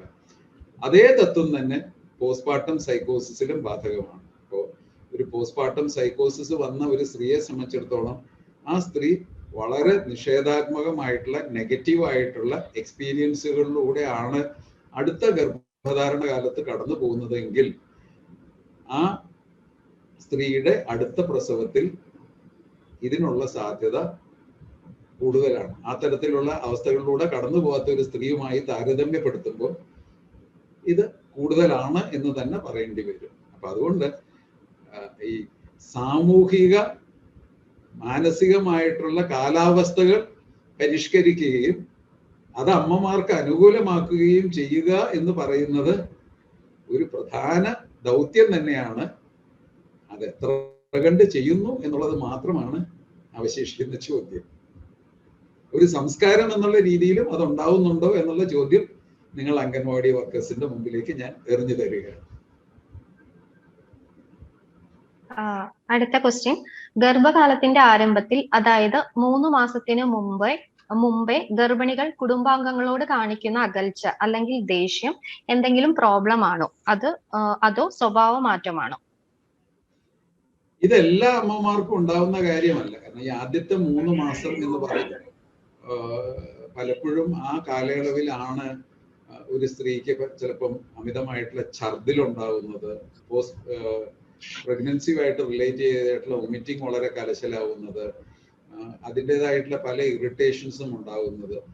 ചില സ്ത്രീകൾ മാനസികമായിട്ട് ഒരു തയ്യാറെടുപ്പ് എടുക്കാതെ അവരെ ഒട്ടും പ്രതീക്ഷിക്കാത്ത രീതിയിലുള്ള ഗർഭധാരണം ആകാം. ഇങ്ങനെയുള്ള പല ഘടകങ്ങൾ കൂടി ചേരുമ്പോഴായിരിക്കാം ഈ തരത്തിലുള്ള മാറ്റങ്ങൾ ഉണ്ടാവുന്നത്. അതല്ലാതെ first trimester behavioural changes automatic ആയിട്ട് വരണം എന്ന് നിർബന്ധമൊന്നുമില്ല. അതിന് ദൈവപരമായിട്ടുള്ള ചില ഘടകങ്ങൾ സ്വാധീനം ചെലുത്താം. കാരണം പെട്ടെന്ന് ഗർഭിണിയാകുമ്പോൾ ഉണ്ടാകുന്ന മാറ്റങ്ങളും അതുണ്ടാക്കുന്ന ചില അസ്വസ്ഥതകളും അതിൻ്റെതായിട്ടുള്ള പ്രശ്നങ്ങളും എല്ലാം ഒരു സ്ത്രീയുടെ മാനസികാവസ്ഥയും ബാധിക്കാം. കാരണം there is no health without mental health എന്നാ പറയുന്നത്. നമ്മുടെ മാനസികാരോഗ്യം പ്രധാനമാണ്. നമ്മുടെ ശരീരത്തിൽ ചില മാറ്റങ്ങൾ വരുമ്പോൾ ആ മാറ്റത്തിനോട് നമ്മൾ എങ്ങനെ പ്രതികരിക്കുന്നു, അതുമായിട്ട് എങ്ങനെ സമരസപ്പെടുന്നു എന്നുള്ളതും നമ്മുടെ മനസ്സിന്റെ നിലയെ ബാധിക്കുന്ന അവസ്ഥ തന്നെയാണ്. അപ്പൊ ആ തരത്തിലുള്ള ചില റിയാക്ഷൻസ് ചില സ്ത്രീകളിൽ ഉണ്ടാവാറുണ്ട്. ഫസ്റ്റ് 3 മന്ത്സിലേക്ക് കുറച്ച് ബുദ്ധിമുട്ടുകളും ദേഷ്യവും അതുപോലുള്ള പ്രശ്നങ്ങളും കാണാറുണ്ട്. പക്ഷെ അതിന്റെ സാമൂഹികമായിട്ടുള്ള വേരുകളും മറ്റ് ജൈവപരമായിട്ടുള്ള അടിത്തറകളും കണ്ടെത്തേണ്ടതുണ്ട്. പ്രസവത്തിന് ശേഷം എത്ര കാലയളവിനുള്ളിൽ വരെ പോസ്റ്റ്മോർട്ടം ഡിപ്രഷൻ ഉണ്ടാവാം?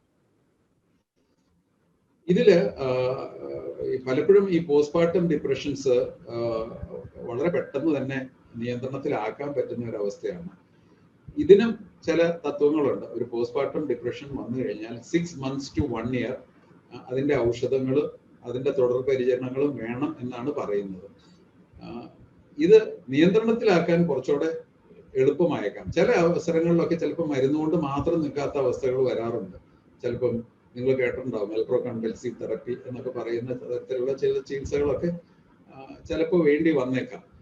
പക്ഷെ ജനറലി ഒരു 6 months to 1 year ഔഷധങ്ങൾ കഴിച്ചത് ഔഷധങ്ങൾ ക്രമേണ രോഗത്തിന്റെ ആ ഒരു മാറി വരുന്ന സാധാരണ നിലയിൽ എത്തുമ്പോൾ അതിന്റെ അവസ്ഥകൾ നോക്കി അത് കുറച്ച് ക്രമേണ അത് നിർത്താറാണ് പതിവ്.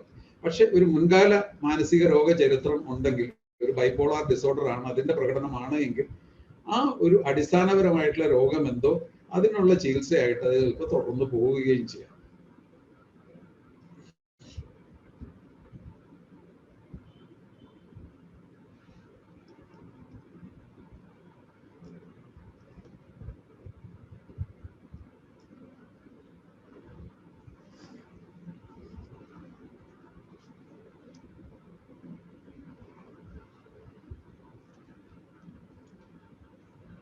കൺസെപ്റ്റ്സ് എല്ലാവർക്കും ക്ലിയർ ആയല്ലോ അല്ലേ?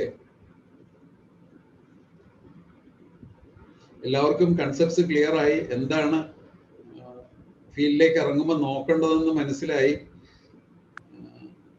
ഇതിൽ കുറ്റപ്പെടുത്തലുകൾ പാടില്ല, ഒരിക്കലും ഒരു സ്റ്റിഗ്മ പാടില്ല, മുദ്ര ചാർത്താൻ പാടില്ല, തലയ്ക്ക് വെളിവില്ലാത്ത ആളെന്നുള്ള രീതിയിലുള്ള ചില വേണ്ടാത്ത തരത്തിലുള്ള പഴിവാക്കുകൾ പാടില്ല. ഇതെല്ലാം വളരെ പ്രധാനമാണ്. സർ, അടുത്ത ക്വസ്റ്റ്യൻ വായിച്ചോട്ടെ. വായിച്ചു. ഓക്കെ, ഈ ക്വസ്റ്റ്യൻ ഞാൻ വായിച്ചിരുന്നു, കേട്ടോന്ന് എനിക്ക് ക്ലിയർ ആയില്ല.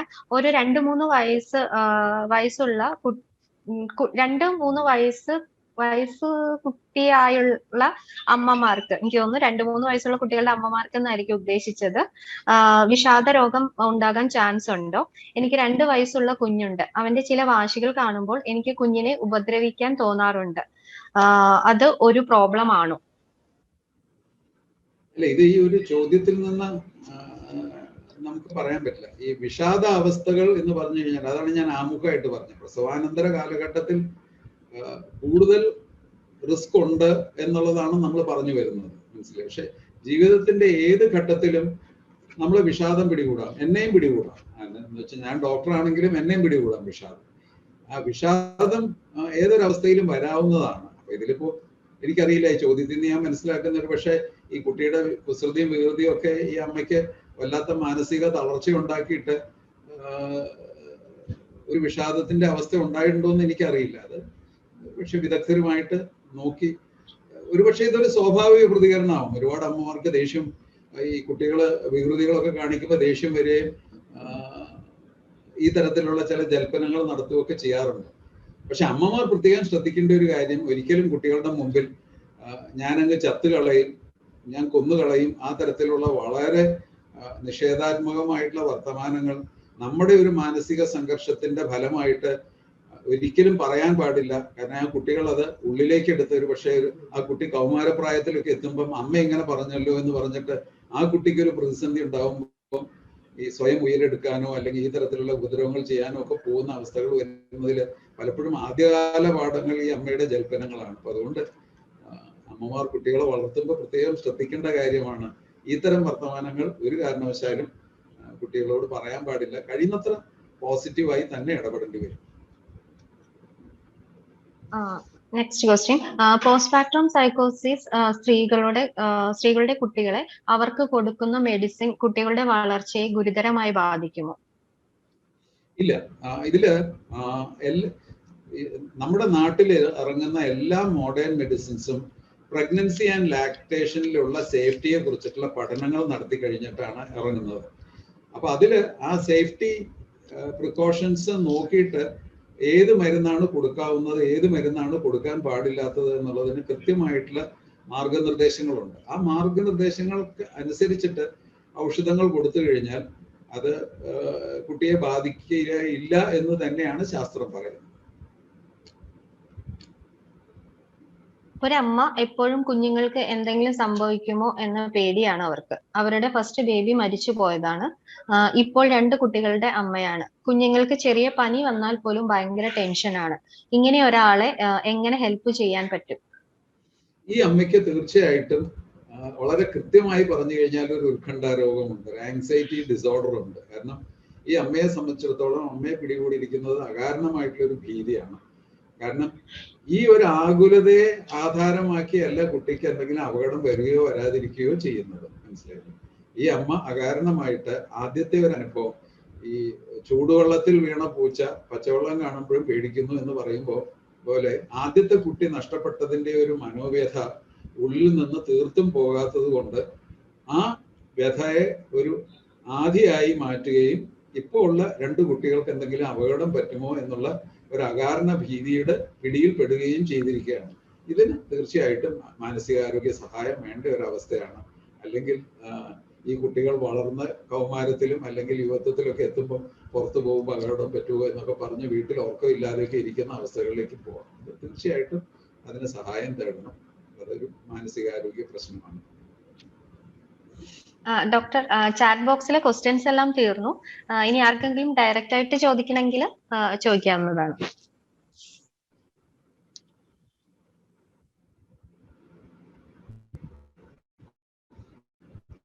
ആർക്കെങ്കിലും കൈപൊക്കാം. അംഗൻവാടി വർക്കേഴ്സ് എന്നൊക്കെ പറഞ്ഞു കഴിഞ്ഞാൽ കേരളത്തിന്റെ അഭിമാനമാണ്. അംഗൻവാടി വർക്കേഴ്സ്, കുടുംബശ്രീ എന്നൊക്കെ പറഞ്ഞു കഴിഞ്ഞാൽ സമൂഹത്തിലെ ഗ്രാസ് റൂട്ടിൽ അധസ്ഥിതരായിട്ടുള്ള ആളുകളുടെ ഇടയിലൊക്കെ നന്നായി പ്രവർത്തിക്കുന്ന ആളുകളാണ്.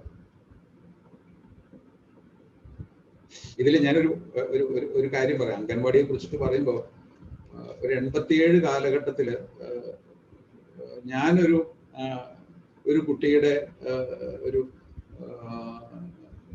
അച്ഛനായിപ്പം പ്രീ സ്കൂളിൽ വിടേണ്ട ഒരു കാലഘട്ടത്തില് ഈ പ്രീ സ്കൂളുകളുടെ അവസ്ഥയെ കുറിച്ചിട്ടൊക്കെ വല്ലാതെ ഒരു വിഷമം തോന്നിയിട്ട് അന്ന് ദൂരദർശനിലെ പ്രീ സ്കൂളിന് 1ാം ക്ലാസ്സിന് മുമ്പ് എന്ന് പറഞ്ഞൊരു പ്രോജക്റ്റ് സബ്മിറ്റ് ചെയ്യും. അത് ദൂരദർശൻ അപ്രൂവ് ചെയ്യുകയും ചെയ്യും.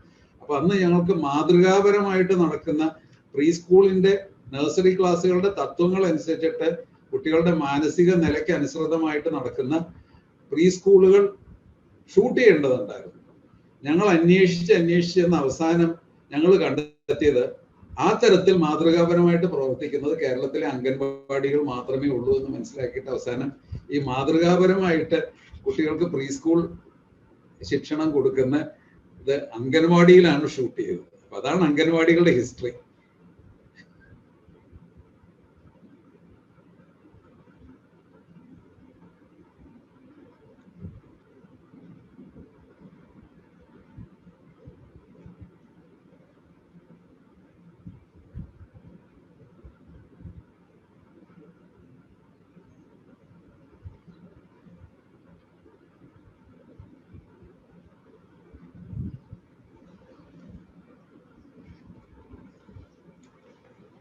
ആർക്കെങ്കിലും എന്തെങ്കിലും ചോദിക്കാനുണ്ടോ?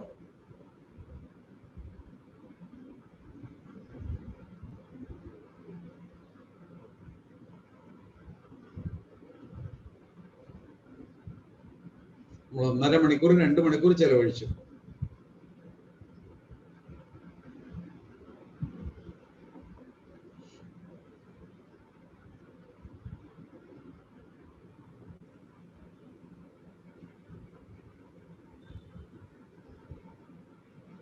ചോദ്യങ്ങളില്ലെങ്കിൽ വൈൻഡപ്പ് ചെയ്യാം അല്ലേ?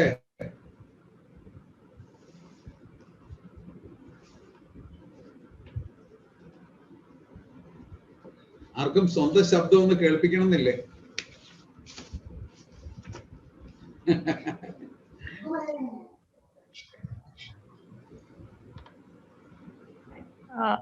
ഹലോ, ഹോസ്റ്റ് ഒന്ന് പാർട്ടിസിപ്പൻസിനെ ഒന്ന് അൺമ്യൂട്ട് ആക്കുകയായിരുന്നെങ്കിൽ ഓരോരുത്തർക്കായിട്ട് ഒന്ന് ചോദിക്കായിരുന്നു. ഹോസ്റ്റ് കേൾക്കുന്നുണ്ടോ? സർ കേൾക്കാമോ? അൺമ്യൂട്ട് ചെയ്തിട്ടുണ്ട്, ശബ്ദങ്ങൾ വരാൻ തുടങ്ങിയിട്ടുണ്ട്. കേൾക്കാമോ? കേൾക്കുന്നുണ്ട് മാഡം, ചോദിച്ചോളൂ. ഓക്കെ സർ, ഞാൻ CDPO വൈപ്പിനിലെ ചൈൽഡ് ഡെവലപ്മെന്റ് പ്രോജക്ട് ഓഫീസറാണ് സംസാരിക്കുന്നത്. എന്റെ പേര് സുമ. ഞാൻ കേട്ടു. അപ്പോ സാർ പറഞ്ഞു താഴെത്തട്ടിലേക്ക് നമ്മൾ ഇത് കൊടുക്കാം. ശരിക്കും 1000 ഡേയ്സിന്റെ പ്രോഗ്രാംസ് ഒക്കെ ഉള്ള സ്ഥലങ്ങളിൽ ഇത് പ്രാവർത്തികമാക്കാൻ പറ്റും. പക്ഷെ എന്റെ ഒരു സംശയം, നമ്മള് പ്രിവെൻഷൻ എന്നുള്ള രീതിയിൽ ഇപ്പൊ നമുക്കൊരു കൗൺസിലിംഗ് അല്ലെങ്കിൽ ഒരു ഫീൽഡ് തല ഇടപെടൽ അംഗൻവാടി വർക്കേഴ്സ് മുഖാന്തരം നടത്തുമ്പോൾ, നമ്മൾ ഗൃഹ സന്ദർശനമൊക്കെ നടത്തുമ്പോൾ കുറച്ച് പ്രോബ്ലംസ് അവർ പറയും, ഇടപെടലുകൾ നടത്തും, കുറച്ച് കൗൺസിലിങ്ങിലൂടെ കുറച്ചൊക്കെ ഒരു പരിധി വരെ നമുക്ക് കൺട്രോൾ ചെയ്യാമെങ്കിലും പോസ്റ്റ്മോർട്ടം ഡിപ്രഷൻ എന്ന് പറയുന്നത് നമുക്ക് അത്തരത്തിൽ അങ്ങനെ ഒരു ലിമിറ്റഡ് ഇടപെടലിലൂടെ ചെയ്യാവുന്ന കാര്യമല്ല. ഞാൻ ചോദിക്കുന്നത്, നമ്മളിപ്പം ഇതൊരു പ്രസക്തമല്ലാത്ത ചോദ്യമാണോ എന്ന് എനിക്കറിയില്ല. നമ്മളിപ്പോ ANT-D വാക്സിൻ ഒക്കെ കൊടുക്കുന്ന പോലെ ജസ്റ്റ് പോസ്റ്റ്മോർട്ടം ഡിപ്രഷൻ വരാതിരിക്കാനും മുന്നേ കൂട്ടിയിട്ട് അങ്ങനത്തെ എന്തെങ്കിലും അങ്ങനത്തെ റിസർച്ചോ അങ്ങനത്തെ കണ്ടുപിടുത്തങ്ങളോ അങ്ങനത്തെ എന്തെങ്കിലും ഒരു വാക്സിൻ ഉണ്ടെങ്കിൽ അതല്ലേ കുറച്ചുകൂടി. കാരണം ഇനി പോകെ വരുന്ന ഈ ഒരു കാലഘട്ടത്തില് ഇത് നല്ലോണം ഉണ്ടെന്ന് എനിക്ക് തോന്നുന്നു. പോസ്റ്റ്മോർട്ടം ഡിപ്രഷൻ സൈക്കോസിസ് ആയിട്ടില്ലെങ്കിലും അങ്ങനത്തെ ഒരു പരിധിവരെ നമുക്ക് അങ്ങനെ എന്തെങ്കിലും ഒരു മെഡിസിൻ കൊണ്ടിട്ട് കൺട്രോൾ ചെയ്യാനോ അങ്ങനെ ചെയ്യാൻ സാധിക്കില്ലേ? അങ്ങനത്തെ എന്തെങ്കിലും റിസർച്ചോ അങ്ങനത്തെ മെഡിസിൻസോ എന്തെങ്കിലും ഉണ്ടോ നിലവിൽ? അങ്ങനെ എന്തെങ്കിലും കണ്ടുപിടിച്ചിട്ടുണ്ട്? സുമ, നിർഭാഗ്യവശാൽ ഇല്ല. കാരണം ഇതില് സോഷ്യൽ ഇന്റർവെൻഷൻ ആണ്. ഇപ്പം ഇതില് ഒരു പക്ഷേ അംഗൻവാടി വർക്കേഴ്സ് ഇപ്പൊ പോസ്റ്റ്മോർട്ടം ഡിപ്രഷന്റെ കാര്യത്തിൽ അംഗൻവാടി വർക്കേഴ്സിന് ചെയ്യാവുന്നത് ഏറ്റവും പ്രധാനപ്പെട്ടത് ഐഡന്റിഫിക്കേഷൻ ആണ്. Early identification and linking to appropriate agencies ആണ്.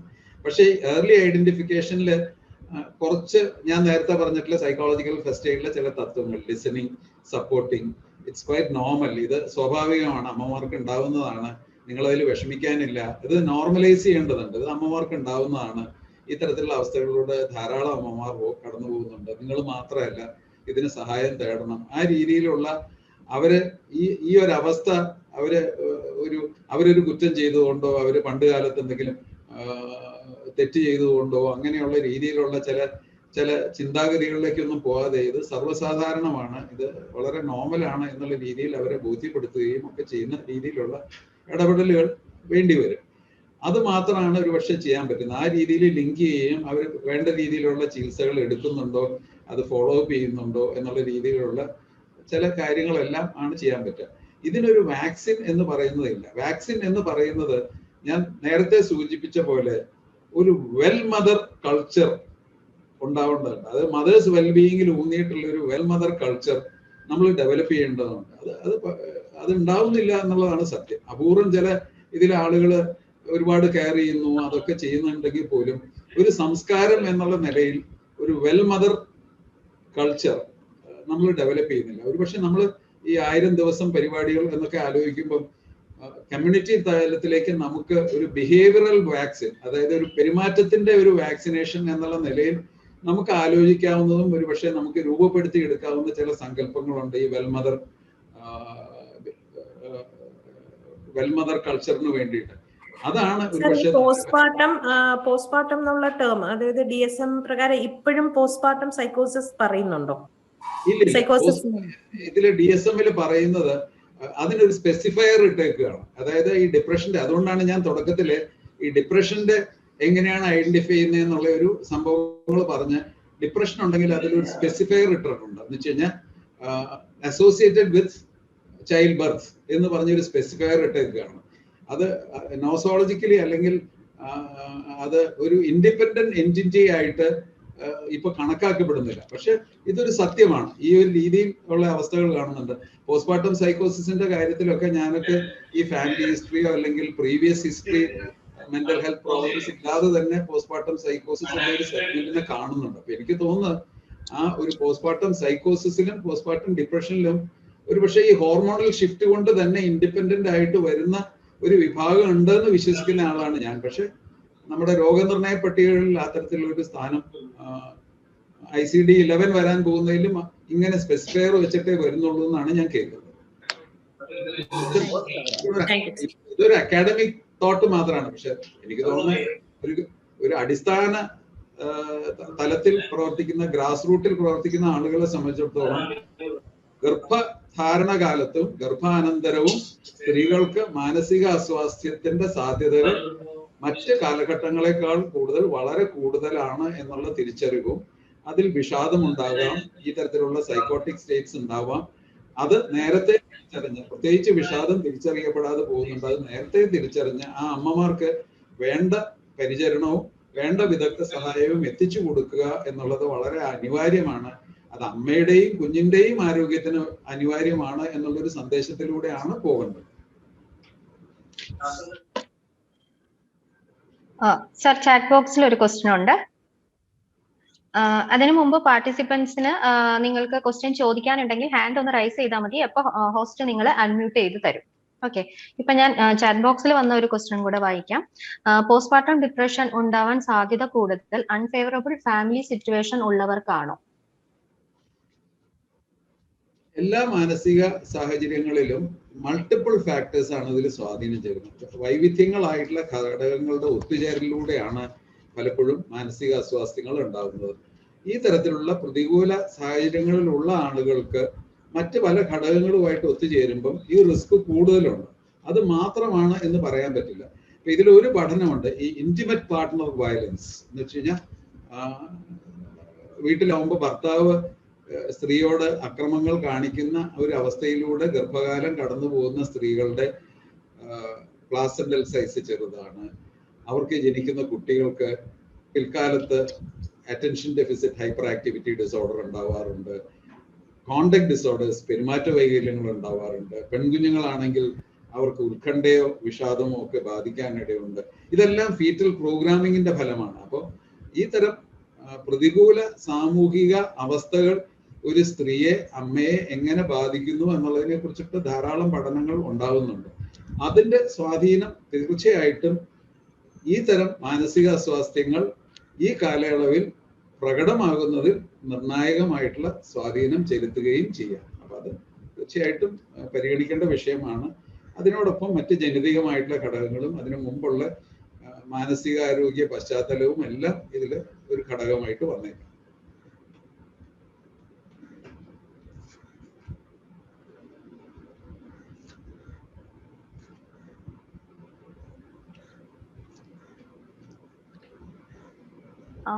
അടുത്ത question, prognosis of post partum depression എത്രയാണ്?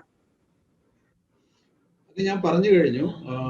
ഇതില് നല്ലൊരു ശതമാനം ആളുകൾക്കും ഒരുപക്ഷെ ആ ഒരു പ്രസവത്തിൽ ഉണ്ടാകുന്ന ആ ഒരു വിഷാദത്തിൽ ചിലപ്പോൾ ഒതുങ്ങി നിൽക്കാറുണ്ട്. പക്ഷെ പൂർവ്വകാല മാനസികാരോഗ്യ ചരിത്രം അത്ര കണ്ട് നല്ലതല്ല. അതിനു മുമ്പ് മറ്റ് മാനസിക രോഗാവസ്ഥകൾ ഉണ്ടായി എന്നുള്ള സന്ദർഭങ്ങളിൽ ഒരു പക്ഷേ ഇത് ആ പ്രസവത്തിന്റെ ഒരു കാലഘട്ടം കഴിഞ്ഞിട്ടും ഇത് നിലനിൽക്കാനിടയുണ്ട്. അതിന് ഔഷധങ്ങൾ കഴിക്കേണ്ടി വന്നേക്കാം, ഇതിന്റെ ആവർത്തനങ്ങൾ ഉണ്ടായേക്കാം. അപ്പൊ prognosis depends upon A detail history. അതായത് ആ രോഗചരിത്രവും ആ രോഗപശ്ചാത്തലവും കുടുംബചരിത്രവും ഈ വ്യക്തിയുടെ വ്യക്തിത്വവും ആ വ്യക്തിയുടെ കുടുംബത്തിൽ ഇത്തരം രോഗങ്ങളുടെ സാധ്യതകൾ ഉണ്ടായിരുന്നു എന്നുള്ള വിശകലനത്തിനെയൊക്കെ ആശ്രയിച്ചിട്ടാണ് പ്രോഗ്നോസ്റ്റിക്കേഷൻ ഉണ്ടാകുന്നത്. ബൈ ആൻഡ് ലാർജ് ഈ തരത്തിലുള്ള പ്രതികൂലമായിട്ടുള്ള അവസ്ഥകളൊന്നും ഇല്ലാത്ത ഒരു സാഹചര്യത്തിൽ it stands at a very good prognosis.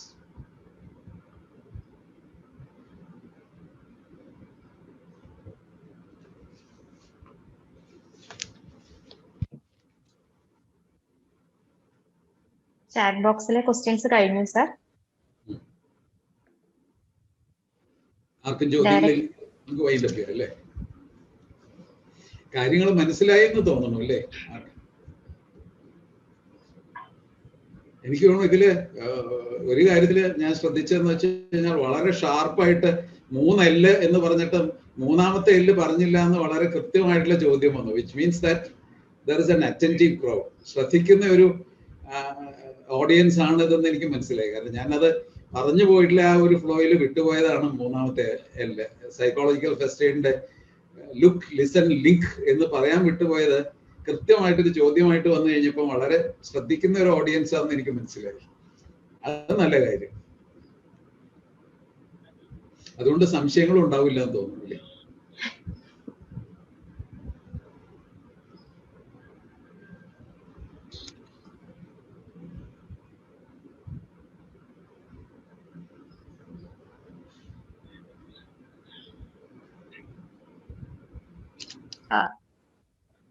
Sir super class, thank you sir എന്ന് ഇട്ടിട്ടുണ്ട് ഒരാള്.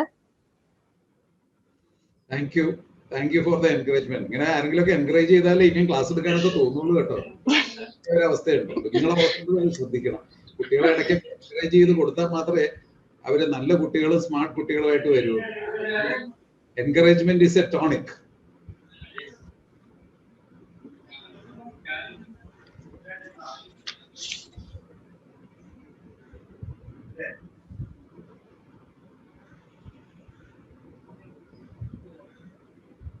അടുത്ത ആള് പറഞ്ഞിരിക്കുന്നത്, thank you sir, most relevant information in our field. It was a great session, excellent presentation. ഇതെല്ലാം ചാറ്റ് ബോക്സിൽ വന്നതാണ് sir. Thank you. Really informative. Thanks a lot sir. പോഷകാഹാരത്തിൽ മാത്രം ശ്രദ്ധ കേന്ദ്രീകരിച്ചാൽ പോരാ, അമ്മമാരുടെ മാനസികാരോഗ്യത്തിലും ശ്രദ്ധ കേന്ദ്രീകരിക്കുക.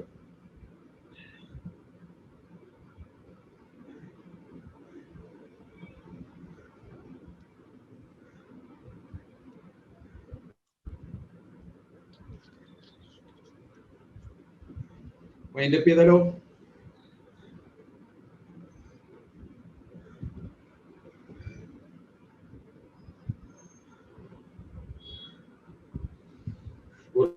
പലർക്കും വീട്ടിലുള്ള പലർക്കും ചായ ഇട്ട് കൊടുക്കാനൊക്കെ പോകാനുണ്ടാവില്ലേ? സാർ, ഞാൻ രാജ്കുമാർ സമ്പുഷ്ട കേരളത്തിന്റെ കൺസൾട്ടന്റ് ഫൈനാൻസ് ആണ്. വിഷയത്തെ പോസ്റ്റ്